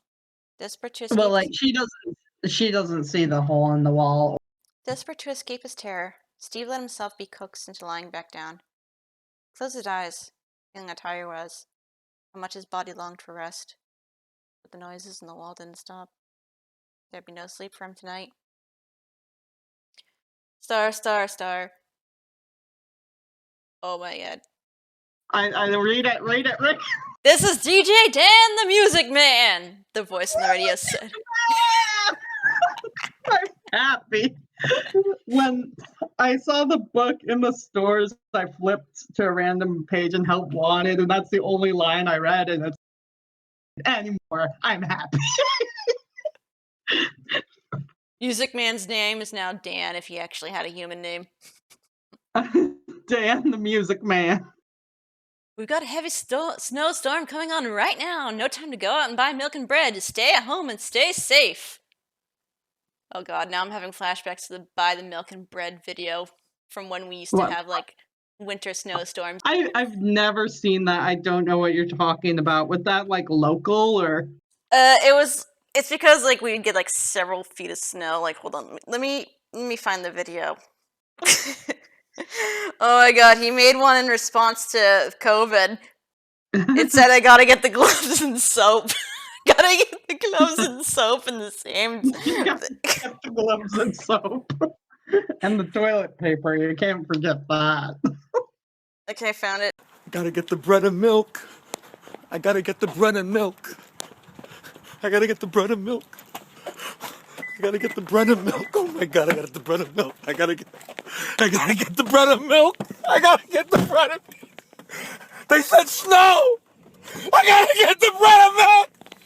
Oh my god! I gotta get the bread and milk! I gotta get the bread and milk! Oh my god! That is very accurate. Abigail looked out the window and announced, "He's right, it's snowing!" By Gotta morning, get the bread and milk. there's that snow!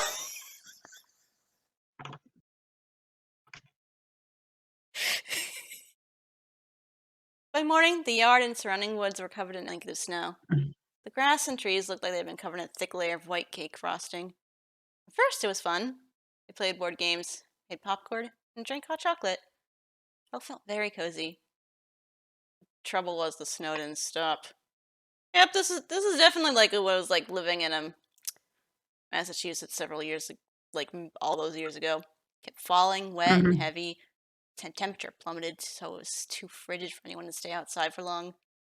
Beneath the snow, the roads were a solid sheet of ice. As a result, they were trapped in the house, which was the last place Steve wanted to be. Because they were always there, even though only he heard them at night. Sometimes, though he would never say it to Victoria because he knew how delusional it sounded. What if they had made the snow happen because it put Steve there in the house, right where they wanted him? No, that Fazbear Entertainment likely did make all that snow happen to trap you. Yeah, I totally buy it. Fazbear Entertainment controls the weather. The ringing was getting worse too. Oh, now you mentioned having. You haven't mentioned the ringing since you passed out from the smoke, quote unquote smoke alarm. But now, no. The ringing was getting worse too. The high pitched sound was always in his head, day and night, just like the house. He couldn't escape it. It was day 5 of the blizzard, and the snowfall was still heavy. Steve, Victoria, and the kids were sitting around the dinner table eating macaroni and cheese. Canned green beans Victoria had tried to stazz up with salt, butter, and dill. I know this meal isn't up to my usual standards of cooking, Victoria said, but I'm having to dig through the pantry for food since we can't get out to the grocery store. I could eat mac and cheese every day, Abigail said, with the 2 kids. She was the picky eater. I'm sure you could, Victoria said, but I bet your daddy would rather have a steak and some salad. Actually, I'm kind of digging the mac and cheese, Steve said. It was comfort food. He certainly needed comfort, more than mere food could provide. Say, when was the last time you checked the weather? I'm sorry, that's such a raw line. He certainly needed comfort more than food could provide. Say, when was the last time you checked the weather? Not since this morning, Victoria said, unless you count looking out the window. Just what we needed, the DJ said in his fake chipper tone. Someone turn on the radio? More snow! The National Weather Service is calling for at least 3 more inches tomorrow with a high of 15 degrees. It's going to be up to our eyeballs, people. This is DJ Dan the Music Man saying to stay home and stay safe. Starting to believe that's the real DJ Music Man because, like, he's already in a Bots by Fazbear Entertainment, so why the fuck not? Oh my god, if they finally give him a voice in Tales of the Pizzaplex, that means at some point in Twins they have to say that he gets his voice. Oh man. But I like him being mute. Maybe he just chooses to talk whenever, like during special occasions. And then he just... Or when it's like really, really funny and he can show everyone. Yeah, like Roger Rabbit rules. Like, you could talk this whole time, only when it's funny. No, it's more like Silent Bob rules. Who's Silent Bob? I don't remember that. Silent Bob from the Clerks series, if you've ever seen Clerks. Like, I liked the first movie. The second movie, it was blah. They also had like an animated series and a few other movies. Yeah, I'm not familiar with that series. It's really raunchy. It's like rated R. It's That's basically a probably whole why bunch I've of never seen it then. Victoria got up and switched off the radio. You know, I've lived in this area all my life, and I've never seen snow like this. Back when he was in school, they went whole winters without having any snow days. I know, it's like we're at the North Pole, Victoria said. Then where's Santa? Abigail said. Victoria laughed. That's an excellent question. If we're stuck in the house, then we deserve presents. Christmas in February. Abigail's innocent question made Steve want to cry. Where was Santa indeed? Santa was a symbol of hope, and Steve had lost all hope. Haunted. Steve is Steve is crying. Abigail. I'm just imagining Abigail's like, "Where's Santa?" And Steve is crying like, "Yeah, where is Santa?" So funny to me. Steve had lost all hope. Haunted. Hunted. Trapped. Not only trapped, but trapped in a dangerous place. Victoria and the kids seemed to think they were safe in the house. Steve knew better. He stood up from the table. I think I'm gonna work for a couple more hours. Are you sure? Victoria said. I've been working all day. I promised the kids we'd watch a movie together. You guys go ahead and get the movie started. I'll be down in a bit. Steve knew he was too distracted, too much of a mess, to focus on a movie. Right now, the only thing he seemed to be able to focus on was work. He'd already completed the first game, so that was one down. Once he submitted all 4 games, he'd get a big payout from Fazbear Entertainment. Their financial worries would be over. They could move somewhere else, somewhere safe. They'd be happy together. Nightmare fuel. He had heard that phrase used to describe a variety of scary images, creepy clowns and dolls especially. What Steve was doing was using his nightmares as fuel to power his games. Strange noises and sights, the ongoing feeling of being watched and tracked, poured all of it into the game. Because that's supposed to be the feeling that the FNaF games are supposed to cause, because you're just like stuck sitting in this room and unable to do anything while all that's going on around you. Yeah, which makes me wonder if like Scott felt that way when working on the games, because he did say that like Bonnie gave him nightmares, but now I'm starting to wonder if like while he was working on this games, like every single little creak in the house like made him paranoid. But like as I said, Scott didn't write this story, Yeah. so like maybe they're just speculating and Like, Scott's like, yeah, sure, it's embellishing it. fine. Yeah, embellishing a bit. And somehow, when he was working, he could almost convince himself that he had control over the forces that terrified him at night. Almost. Not quite. When he was spinning out of control, sometimes he was afraid he had spun so far out of control, he would never find his way back again. Steve fell into game 2 and lost track of time. Once he climbed down the ladder, the house was silent. He and the kids were all in bed. Steve decided a hot shower might soothe him, put him in a position to get some sleep. He struggled to remember the last time he'd gotten a real night of sleep. Steve regarded himself in the bathroom mirror. Looked awful. His face was grayish and stubby. His eyes were bloodshot with dark pouches beneath them. What scared him most was not the signs of exhaustion, but the wildness in his eyes. As if he were a trapped animal. Who was he kidding? He was a trapped animal. As he took off his shirt, he felt a small pain in his right forearm. He looked at it and saw a small, shallow cut. The kind of cut one might get from a shaving accident. But that made no sense since he didn't shave his forearms. Examining himself further, he found several small cuts and abrasions in both arm and his chest and belly. Oh yeah, they implanted some kind of sensory stuff into him. Mm. Probably like the early days of their AR tech. Mm. He racked his brain trying to figure out where these injuries could have come from. It wasn't like he had a dangerous job. Pretty hard to hurt yourself sitting in front of a computer all day. Kids had begged him to play Tickle Monster after lunch. He had obliged. wasn't like the kids carried or wore anything sharp or dangerous. Of course, deep down he knew that the kids weren't the source of injuries. Wait a moment. Wait a moment. Like, I'm surprised he hasn't pieced this together yet, but it said that he has to make 4 games, and wouldn't it make more sense to pay him in advance since his house was being foreclosed on, and then it was never mentioned again after he got the job, even though they pay him like after he makes 4 games, and he's been working on like the first game for like at least a month, I would think, given by like how time passes. Yeah, they're just manipulating him, and he has no idea what's going on anymore. That's why he's like so out of it, and all he can feel is the paranoia and the fear. Right. And that's why they probably managed to pin him as a deranged lunatic. Probably.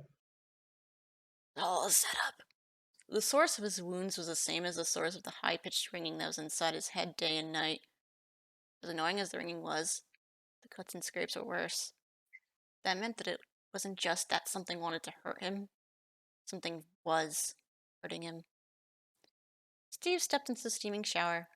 The hot water stung his cuts and abrasions. There was an upside to his wounds. They were physical evidence that he wasn't just having night terrors. Victoria kept insisting. The objects of his terror were real. Sleep was not an option. So, after a shower, Steve sat on the living room couch, not watching TV, not reading, just sitting and waiting for the intruders to make their presence known. For a while, there was nothing. Then he saw the glow of the light that came on when someone opened the refrigerator door in the kitchen. There was a slamming of the kitchen cabinet doors. Up and ran to the kitchen, ready to face whoever or whatever was making the noise. Avery was standing beside the kitchen sink. Why did the sight of his own son in the dark kitchen make him uneasy? "Why aren't you in bed, buddy?" Steve asked. He could hear the nervous quaver in his own voice. "Hi, Daddy. I'm thirsty," Avery said. "Here, I'll get you a glass of water, but then you have to go back to bed." "Okay, Daddy." Steve's hand shook as he held the glass under the faucet. Avery took the glass and sipped from it, then set it down and toddled back to his room. Maybe Steve was having a kind of mental breakdown. The noises he had heard in the kitchen couldn't possibly have been made by a 2-year-old child. Though, could they? Maybe none of the sounds he was hearing were real. The cuts and scrapes were, weren't they? He went back into the living room, sank on the couch. Outside, the snow made everything silent. Inside, everyone but him seemed to be soundly asleep. And peaceful if he hadn't been so terrified.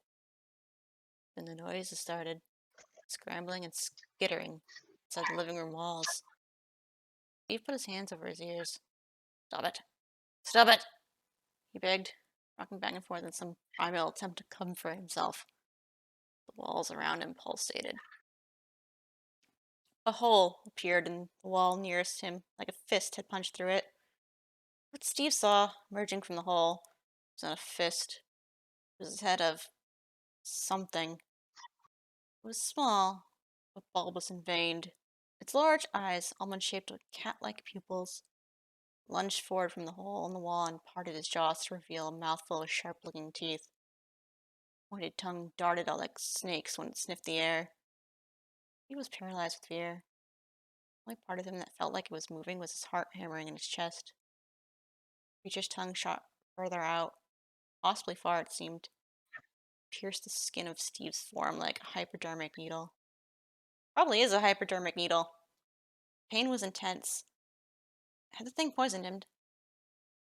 He looked down at his arm and saw a red puncture wound with a bruise already forming around it.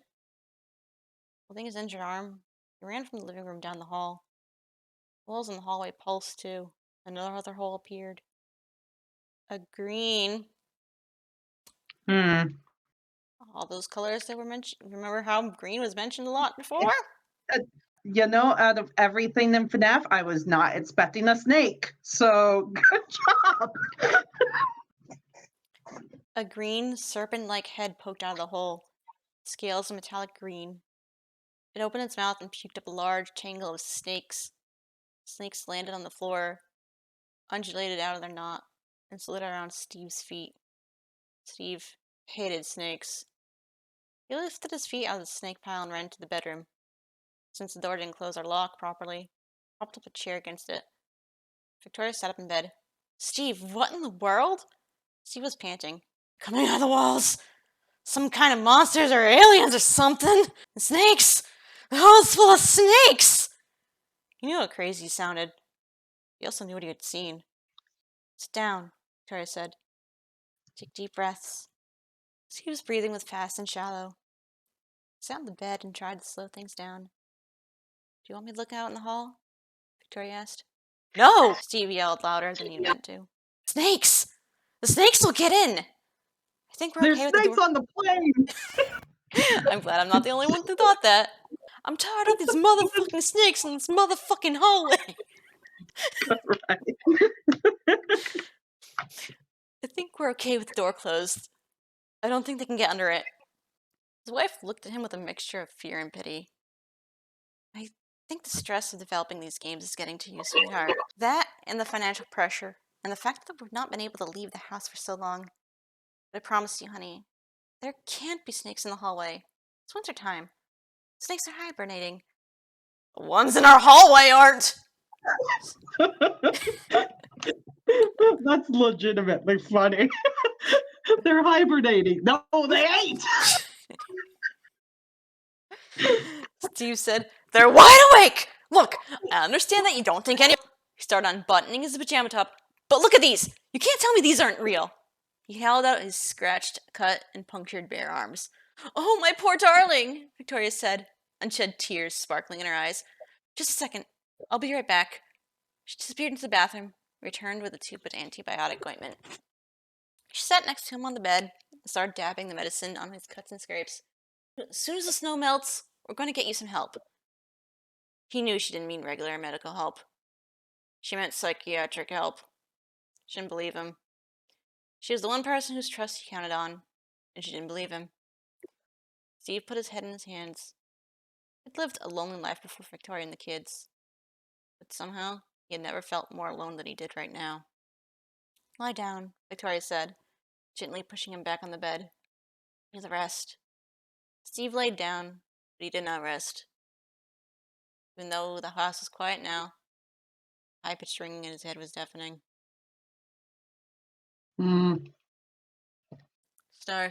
What- I'm more confused as to why snakes. Is it just because like Steve hates snakes, but that wasn't established before? Probably. Maybe Scott's afraid of snakes. I don't know.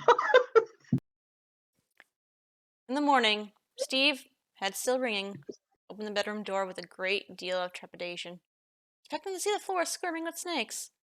The floor looked completely normal, and there was no hole in the wall, in the spot where Steve remembered the serpent-like creature poking out its head. Maybe Victoria was right. Maybe he did need help. Smells of coffee and bacon were wafting from the kitchen. Steve was surprised to find the aroma was pleasant despite his damaged emotional state. Besides, he had to eat to keep his strength up. He had to work to finish the games. Finish the games? They have money to leave. The snowstorm had stopped. Victoria was standing at the stove in her bathrobe, simultaneously scrambled eggs and tending to a pan of sizzling bacon. Kids were already at the table with their glasses of orange juice. They're always in such a good mood in the morning. Victoria smiled at him, as if everything was normal. Get us some coffee, why don't you? She said. The radio was on, as it always seemed to be these days, to keep track of the weather. After a disconcertingly happy-sounding pop song finished playing, the DJ said, DJ man! DJ man. I love him. DJ Jan, the music man here, and I've got some good news and bad news, folks. The good news is that the chance of participation today is just 30%, but the bad news is that the temperature won't get above 30 degrees. We might not get any more snow, but the snow we do have isn't going anywhere, so stay inside and stay safe, and I'll keep spinning the tunes to keep you happy. And now, by special request, here's the latest hit from Sailor Thrift!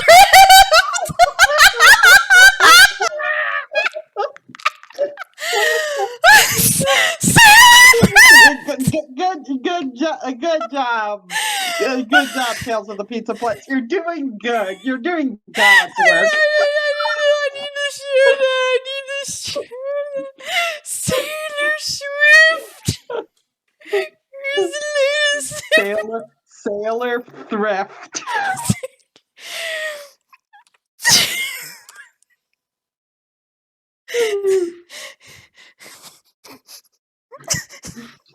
Are you okay?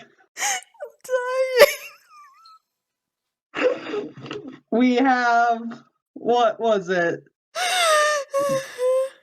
What are the names? What was the first guy's name? Gilbert, whatever. Like, Something but. it was something but. It was And we something and have- then but. Yeah. And Steve Hobnob.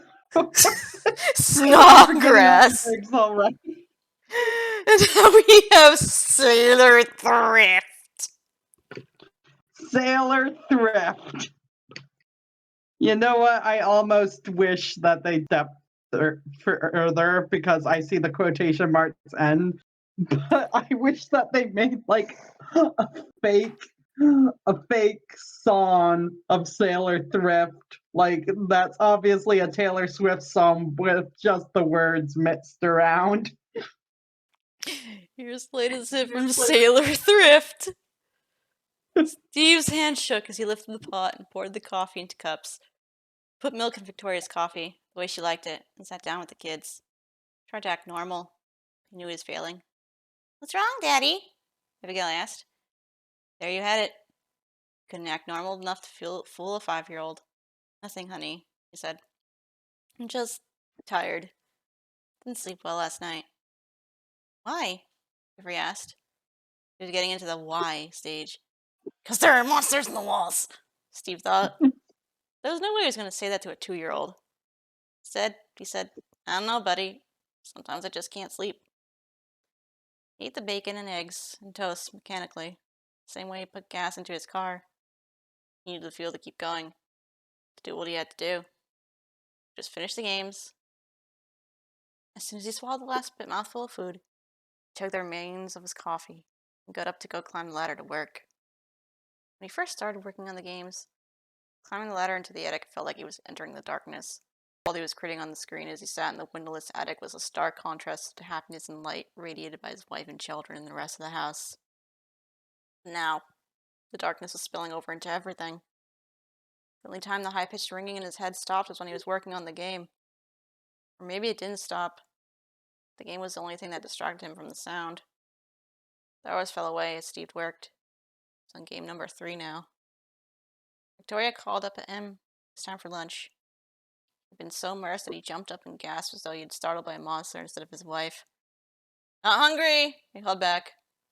"Going to work until dinner time." "Okay," Victoria replied. "Let me know if you need anything." He didn't answer, as he'd already fallen back into the game. Star, star, star. Victoria had made spaghetti for dinner again. Garlic bread. Abigail and Avery, their mouths and chins dark orange with sauce, slurped along noodles and giggled. Victoria was always kind and supportive, and her cooking was always delicious, even now that she was limited to their pantry ingredients because they'd been snowed in for so long. Children were great too. They were charming and cheerful, never fought like Steve had with his siblings when he was a kid. Yet it's a sign something's wrong. Steve knew Yeah, he could. like they're too perfect almost. Steve knew he could have a perfect life with Mm. them if they could just get away from this place. Snowbound house of horrors that quite possibly was driving him insane. He had the Well, you power. can't get away with them. I'm theorizing that they're fucking bound to the house. Like you take them out and they'll turn into or something. But he had the power to get them out. No, you don't. He reminded himself. So we're halfway finished with the game. "You're quiet tonight," Victoria said. "Sorry." Steve twirled some of the spaghetti around his fork. "I'm just having a hard time getting my head out of the game." "Is it going well?" she asked, reaching over to dab at Avery's orange face with a napkin. Steve nodded. No matter how unstable and terrified he was in his regular life, somehow, work on the games was really, really good. "Can we play them when they're ready?" Abigail asked. "You can play them when you're a little older," Steve said. "Right now, they're too scary for you. Sometimes I feel like they're too scary for me, too." Abigail and Avery giggled. To them, the idea of grown-ups being scared was so unimaginable that it was funny. After the kids had bathed and gone to bed, Victoria and Steve cuddled up on the couch with the radio playing softly in the background. Even with the volume lowered, Steve could hear DJ Dan's familiar voice saying, "Even more snow tonight, folks! Looks like we're going to have a I white Valentine's Day. If we keep up at this rate, we might have a white St. Patrick's Day, too." I like to think that even on the lowest volume, DJ Dan's voice breaks the sound barrier. Like whatever volume you have the radio at, it's like, it's DJ Dan, the music.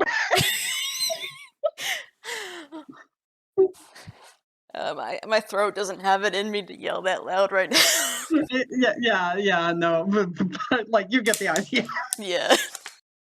Because he was stuck in the house all the time, the dates tended to run together. Yeah, how have you not run out of food yet? Who would have run out of food at this point? Steve had forgotten that the next day was Valentine's Day. "I'm so sorry that I've not been able to get you anything for Valentine's Day," Steve said as he stroked Victoria's lustrous hair. How is our hair still lustrous? I would imagine all the pipes are frozen. How are they taking showers? Yeah, no, it's like he's like paranoid and disillusioned, and he's not thinking about fats, I guess. Mm-hmm. Victoria laughed. "There's no need to apologize. You can't go shopping for cards when you can't get out of the house. The kids are going to make cards with the construction paper tomorrow. Maybe you can make me one too. Just be neater with the glitter than they are. Cleaning up that stuff is a nightmare." Why do So, you have construction paper at your house? Like, no, the colored I think, construction paper, like so the kids use to make crafts.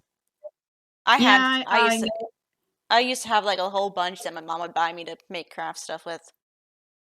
yeah, like my mom didn't have that stuff like in the house. I did that stuff at school. "You deserve more than a card," Steve said, swept up, as he often was, by Victoria's sheer wonderfulness. It was rare for a person to be equally beautiful on the outside and on the inside, but she was. "You deserve red roses and chocolates and a nice piece of jewelry." "Shh," Victoria said, putting her finger gently against his lips. "You're the only Valentine's Day present I need." "I have no idea how I got so lucky," Steve said. Victoria smiled. "I feel the same way." Yeah, I feel like Victoria got the low end of the deal if this was real. Like, This still not convinced that Victoria is real because, like, calling it she's a robot too, like everything else. well, like it's weird because like she says, "Oh no, we need to get you some help." Doesn't get him help, and then she seems slightly concerned that he's spending too much time at work. But then she's like, "Oh, whatever, it's fine." So Well, I'm she did. I think she specified after the snow cleared up. Yeah, as soon as the snow oh, melts, they're still stuck inside. oh, okay. Wait, this is just like The Shining. Like he's working too much and he's going crazy because he's snowing in this fucking place and trapped inside. Shining FNaF edition. Shining FNaF edition. He even said to his kids, "Where's where where's Avery?" It fucking is The Shining. I don't know why I'm upset. Ah! The radio was playing a song that Steve had already heard twice that day. That was always the problem with Top 40 radio. Played the same songs over and over. And to be honest, he's getting a little sick of DJ Dan too. Didn't that station have any other DJs? DJ Dan seemed to work all hours of the night and day. Which makes me convinced it's also DJ Music Man. Steve stood up and walked over to the window where the radio sat on the sill. "Hey, if you don't mind, I'm going to change the station." "Oh, don't do that," said Victoria. Her tone sounded casual on the surface, but there was tension underneath it. "Why not?" Honestly, Hmm? that's a perfectly normal reaction because when I find a radio station I don't like people changing the radio station. That's my radio station, and those are my DJs, and I'll listen to the same 40 songs forever in my car. God, it's been so long since I've actually listened to the radio. Like last time I listened to radio, like there's so many ads, like between songs. It's like it feels like it's more ads than songs now. It's not that bad. Spotify has even more ads than the radio does if you pay for premium. I pay for premium, that's the thing. Because I get it Yeah, with I don't. Hulu. I don't because I'm a cheap bastard and I have Hulu. Where's my premium? It's a combo package. You have to like pick. Oh, okay. Yeah, I'm a cheapskate, so I don't do things like that. Why not? Steve said. He was already fiddling with the knob. I'm in the mood for some classic rock, and I'm sure any station we listen to will have updates on the weather. But he couldn't seem to find another station. When he turned it away from the usual pop station, there wasn't even static, only silence. Huh, that's weird. That's what I was trying to tell you, Victoria said. It's hard to get signal out here in the country. For some reason, that pop station is the only one we can get reliably. We really are in the middle of nowhere, aren't we? Steve said, giving up and turning back to the pop station. No, so one radio station. Yeah, Victoria said. But I like it. It's peaceful. Steve had felt anything but peaceful lately. Don't you ever feel trapped? Especially right now when you've been snowed in for so long? How haven't you been feeling cabin fever, Victoria? I've been suffering! Victoria smiled. Well, I'd be lying if I said I wouldn't like to be able to go out to the store and maybe grab a pizza somewhere. But overall, I think being snowed in with you and the kids is cozy. Yep, no. This it feels like the second story in the Tales of the Pizzaplex that we've read. That feels like it was written in the heat of pandemic. Definitely, I feel like most of these were. probably, yeah. Well, there's no one I'd rather be snowed in with than you. They kissed, and Victoria said, I think I'm going on to bed. How about you? Steve's stomach became a knot of tension at the thought of lying awake in bed and listening to noises, waiting to see if something burst out of the walls, waiting to see if the monsters just wanted to scare him or do him lasting, maybe lethal harm. I'll be along in a bit, he said. Well, don't stay up all night, Victoria said, getting up from the couch. Sleep deprivation isn't good for your health, physical or mental. I know, Steve said. He was shaky, exhausted, in a dead panic most of the time. He didn't need to be told his physical and mental health were suffering. Believe me, I know. I promise, I'll try to get some sleep tonight.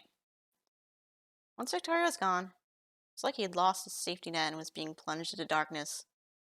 There was a scraping sound in the walls. Something with sharp claws was inside them. The ringing in his head became so loud it drowned out the music on the radio. He couldn't sit here and be alone. It was so much worse when he was alone. The only time he could bear to be alone was when he was working on the game.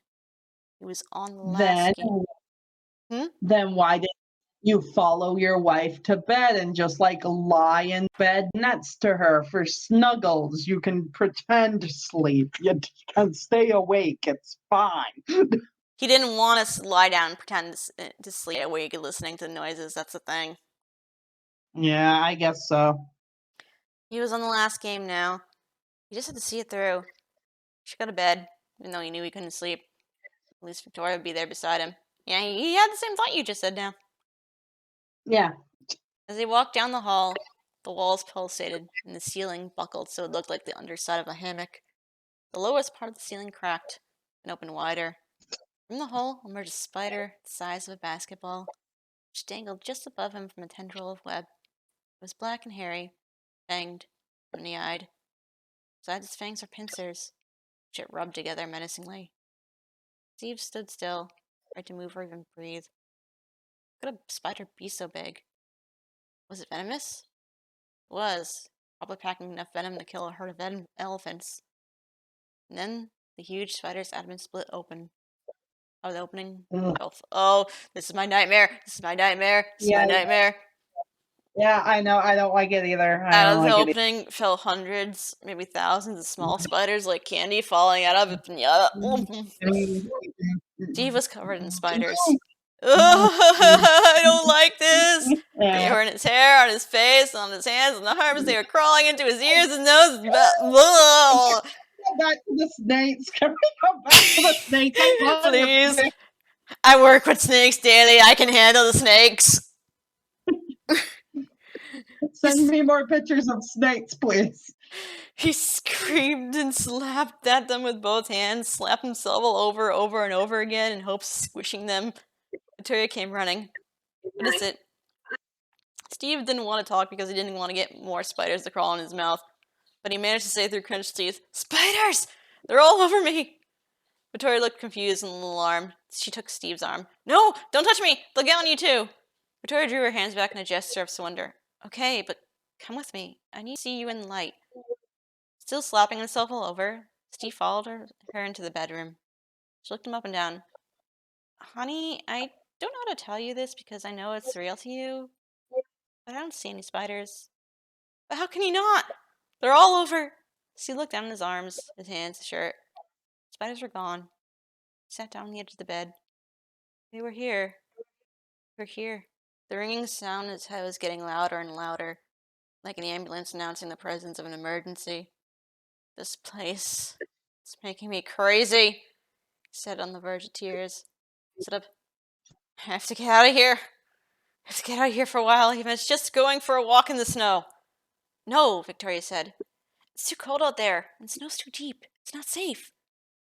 Steve was already halfway down the hall.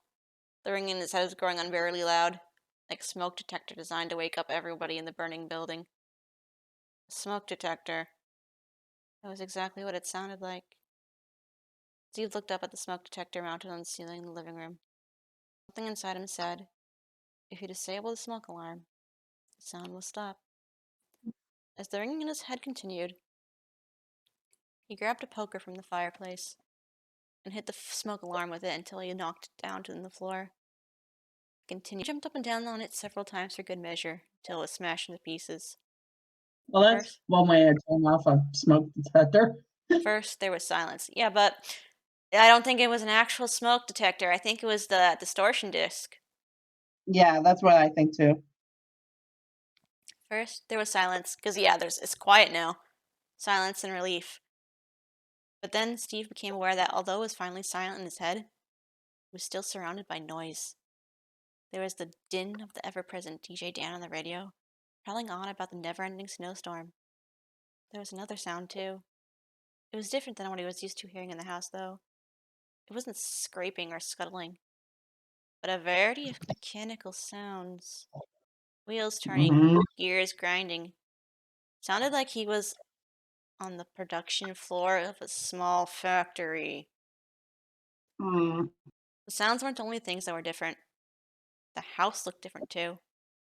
The furniture was the same, but there were strange tread marks on the floor. Hinged trapdoors were on the walls and ceilings, in the exact places where creatures had jumped out at him. It was like being inside the amusement park's haunted house, with the lights turned on. He heard more whirring. Whatever was making it was moving toward him from the hallway. He looked around for a hiding place and finally ducked into the coat closet. Tried to pull the closet door shut, but like every other door in this infernal house, wouldn't close all the way. Ducked behind the hangers and coats and jackets. His heart pounding. "Honey, where are you?" Victoria's voice called. "You didn't go for a walk in the snow, did you?" Her voice was coming from the living room, but he couldn't hear her footsteps. Only a only a Mm. motorized whirring sound. We called it. Steve poked out from behind the curtain, from the coats. Standing in the living room was a robot. There we go! Ah, yeah, finally. It was all steel, with visible wires and circuits. The only part of it that faintly resembled a human being was its face, a mask of plastic with feminine features. "Steve?" Victoria's voice was coming from inside the robot. "Steve, I know you must still be here because your snow boots are beside the door. Where are you, sweetheart?" Steve's first thought when seeing the robot was, what have you done to Victoria and why do you have her voice? It didn't take long for reality to set in. The robot hadn't done anything to Victoria. The robot was Victoria. Or at least, it was what he'd been calling Victoria for the past few weeks, or months, or however long he'd been trapped here. So he felt like he might be sick, and let himself throw up. Threw up, he would make a sound, which would ruin his hiding place.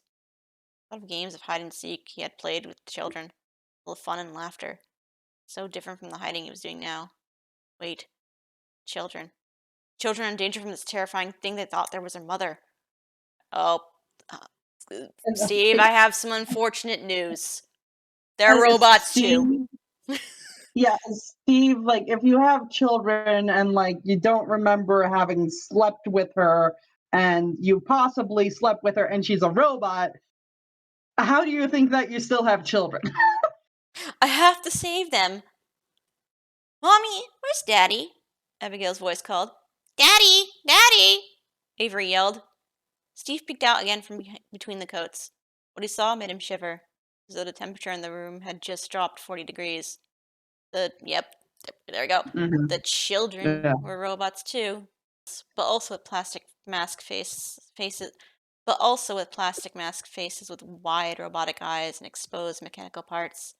They moved jerkily around the room, looking behind curtains and under tables, calling, Daddy! Daddy!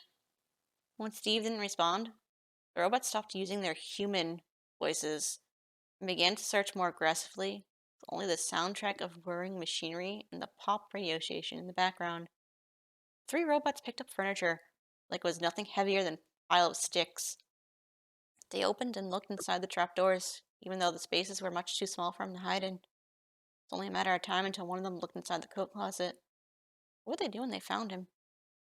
Steve feared for his life. The pop song on the radio ended, and DJ Dan said, Stay in and stay safe. Well, everybody except you, Steve. Steve shook his head as if to jar his brain awake. This is impossible. Nothing could be happening. Steve, buddy, you need to come out, a familiar voice from the radio said. Your family is looking for you. Playtime's over, Steve. Victoria, Abigail, Avery. They're all getting worried about you. You don't want to worry your beautiful wife and children, do you? Through the coats, he watched the animatronic trio go into the kitchen. He knew he couldn't stay in the coat closet forever. He made it to the bedroom, get his car keys. Didn't know how well he'd be able to drive in such deep snow, but it was his only shot, so he had to at least try. He ducked out of the coat closet and ran down the hall toward the bedroom. Then he heard the whirring of machinery again and knew they were in the living room. He darted into the bathroom, stepped into the tub, pulled the shower curtain in front of him, out of breath from the exertion, and Steve? Steve, honey? Was Victoria's voice coming from the hall. Then he heard the sound of her metal feet on the bathroom tile. The steps grew closer and closer. One great sweeping motion, his robot wife ripped the shower curtain from the rings holding it in place.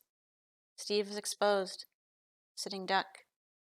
He looked at the blank plastic face that was looking at him, and then, with more strength than he knew he possessed, he put both hands against the robot's cold mechanical shoulders and shoved it as hard as he could.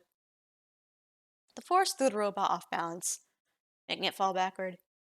Steve leaped from the tub and past the robot that was already working on it and righting itself, made it to the bedroom, shutting the door behind him. Except the door didn't really shut. In the hall, he could hear the once sweet-sounding, now terrifying voices of the children calling, Daddy! Daddy! Steve leaned against the door with all his weight, grabbed the wooden chair from the vanity, and angled it back against the doorknob in hopes of making the door harder to open. The door was the only way out of the room. How long could he hold out? The 3 robots were on the other side of the door pushing. He told them off for now, but he knew he'd get tired. They wouldn't. Steve? Listen up, Steve! Steve turned his head in the direction of the adult male voice to see the radio that had been in the living room now, sitting on the nightstand beside the bed. Had Victoria moved it there, in anticipation of Steve ending up in the bedroom? Steve, this is your buddy DJ Dan, the music man! The voice from the radio continued. I'm here to help you, Steve. You're not going to be able to keep holding that door, buddy. Steve could feel the muscles in his arms quiver and weaken. He wasn't a spend hours at the gym kind of guy. He was a sit hours at the computer guy. He knew his strength was no match for the robot's steel. Still, try to hold on. Steve, the voice on the radio continued. Do you remember when you lived alone in your sad little apartment working for minimum wage and trying to unsuccessfully get the game off the ground?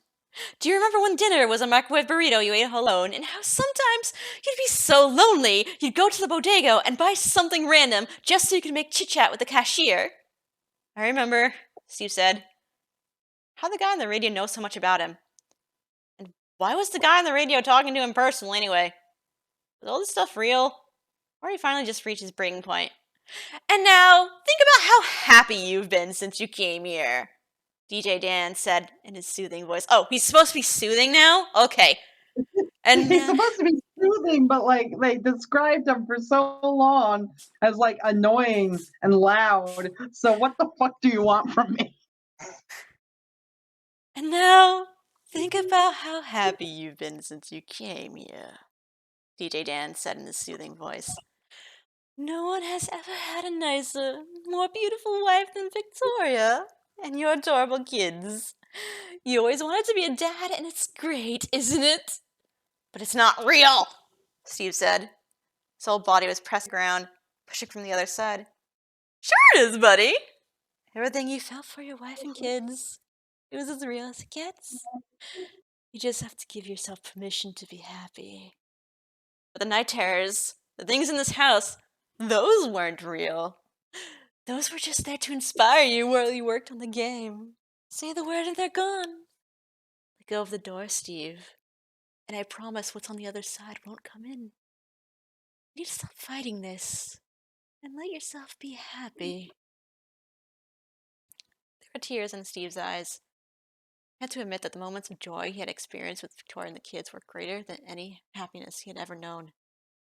The moments of terror he'd experienced in this house were unsurpassed, too. Everything here had been so much more intense than anything that had come from before. I felt like all the more important moments in his life had happened here. And yet, I've been in this house only a few weeks.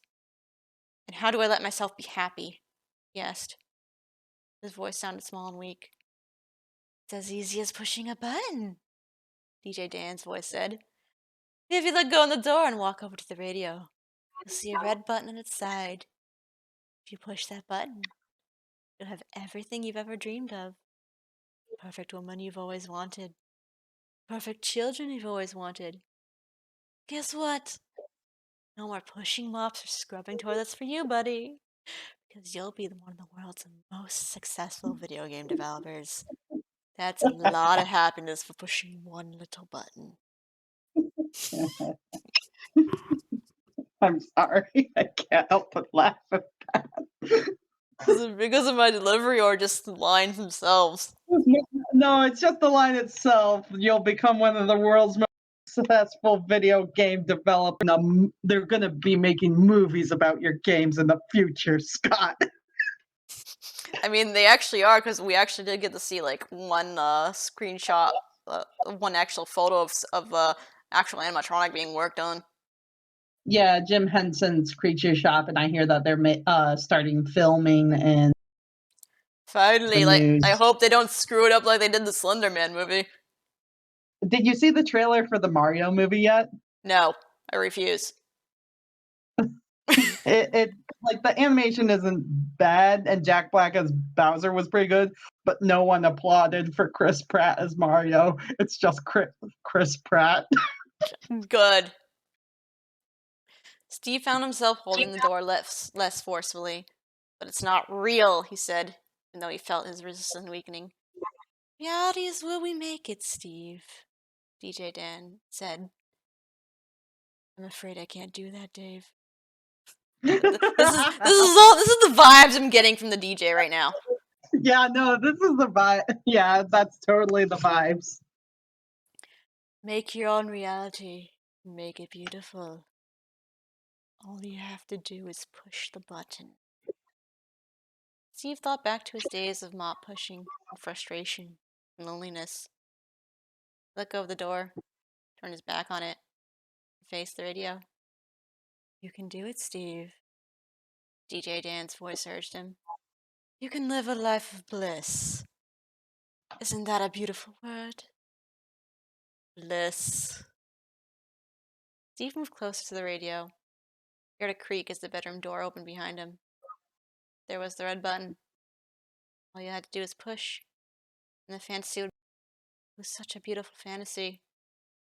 What favors had reality ever done for him? Steve's hand shook as he reached out toward the radio. He pushed the button. A high-pitched ringing filled Steve's head, filled the room, and seemed to fill the whole world. Steve clapped his hands over his ears.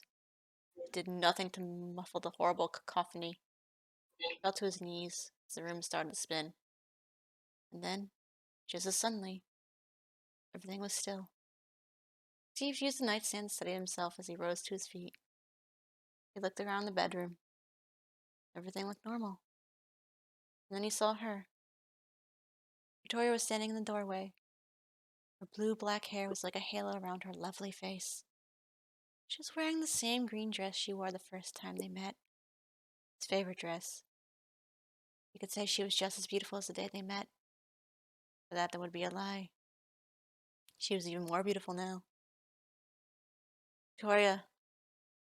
He breathed her name in a reverent whisper. Sweetheart, she said, looking at him with love in her green-flecked brown eyes. She opened her arms to him. This time, Steve didn't hesitate. He went to her. He wrapped his arms around her and pressed his lips to hers. Bliss.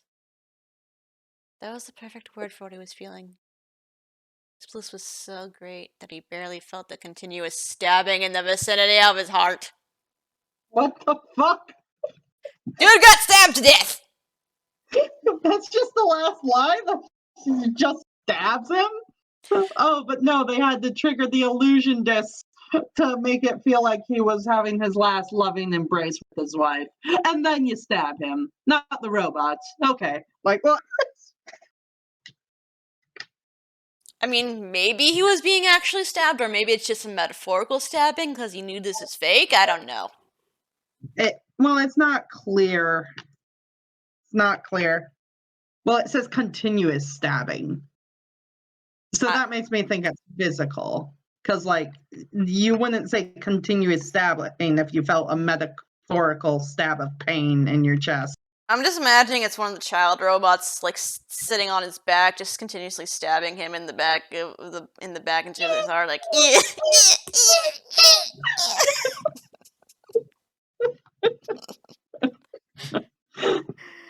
I'm just trying to piece together what the point of all this was. It didn't even say that he finished the 4th game. He didn't, so that means they just like pass. Well, to be fair, in the FNaF universe in Help Wanted, they did state that the first few games were published by a deranged lunatic, lawsuits pending, but then it's never mentioned again. And then Fazbear Entertainment themselves takes over with the VR game. Right, but then what about sister location? Yeah, that's what I'm thinking. I'm thinking that was just like a second indie developer that they made up that to assume Scott, or in this case, Steve's identity, and publish under his name. Yeah, like, I don't know. I'm trying to like piece together like the point of the story, or if it even has a point. Also, Matt is never mentioned again. I know he had 2 wild theories about Victoria, and I want to know if they ended up being true in the story, because I can't remember what they were. I'm looking. This woman said she sent goons to beat the crap out of you if you didn't go out with her. No. This woman said if you didn't go out with her, she'd make all your darkest secrets a matter of public record. Okay, so neither of those were right.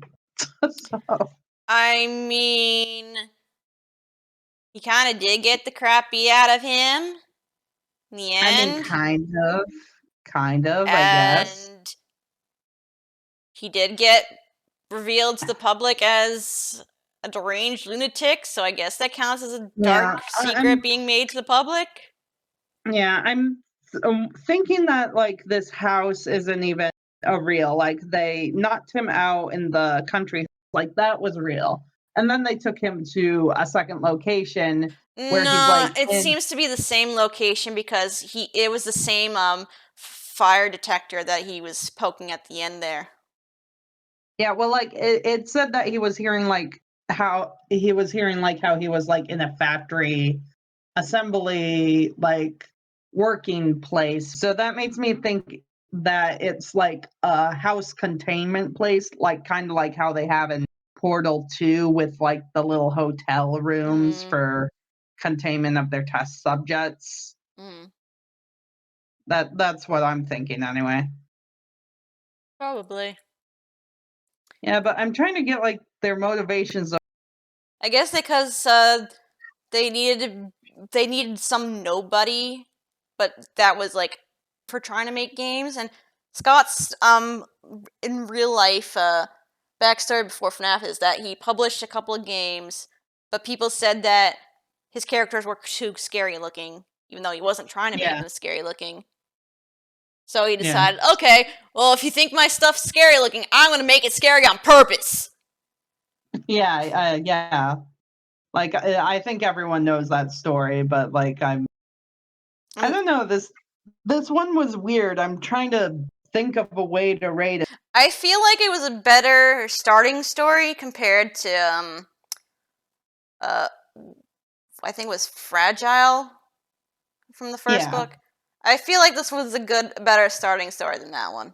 No, I kind of disagree. I think I like Fragile just like a little bit more, just by like slightly a bit. Because like I feel this story had like a really not just because it was funny, but I did think it had like a really good build and trying to figure out and piece together what's real, what's not real, why is there crawling in the walls, and but I think the I don't know. crawling I in the find walls was explained as being that actually machinery, because like they have like a bunch of moving parts like in those spaces where things get tucked away. Yeah. It just like the growing horror and like the VR story that I keep forgetting the name of. AR under construction. Yeah, under construction. Jesus. But like I don't know, it's hard for me to get the grasp of like Sod grass. well, like not of progress, but just like the No, motivations of no, like you said grasp, and I said sod grass because that's his name. oh, okay. It's just hard to grasp the motivations of like Brock like as a character, because like I can understand like trying to make his life like happy and stuff, but if that's the case, like why break the illusion, why allow him to break the illusion just at all, why speak to him through the DJ, and why do the robots like stab him once he figures out quote unquote the truth when he's quite happy living the comfortable lie he built for himself.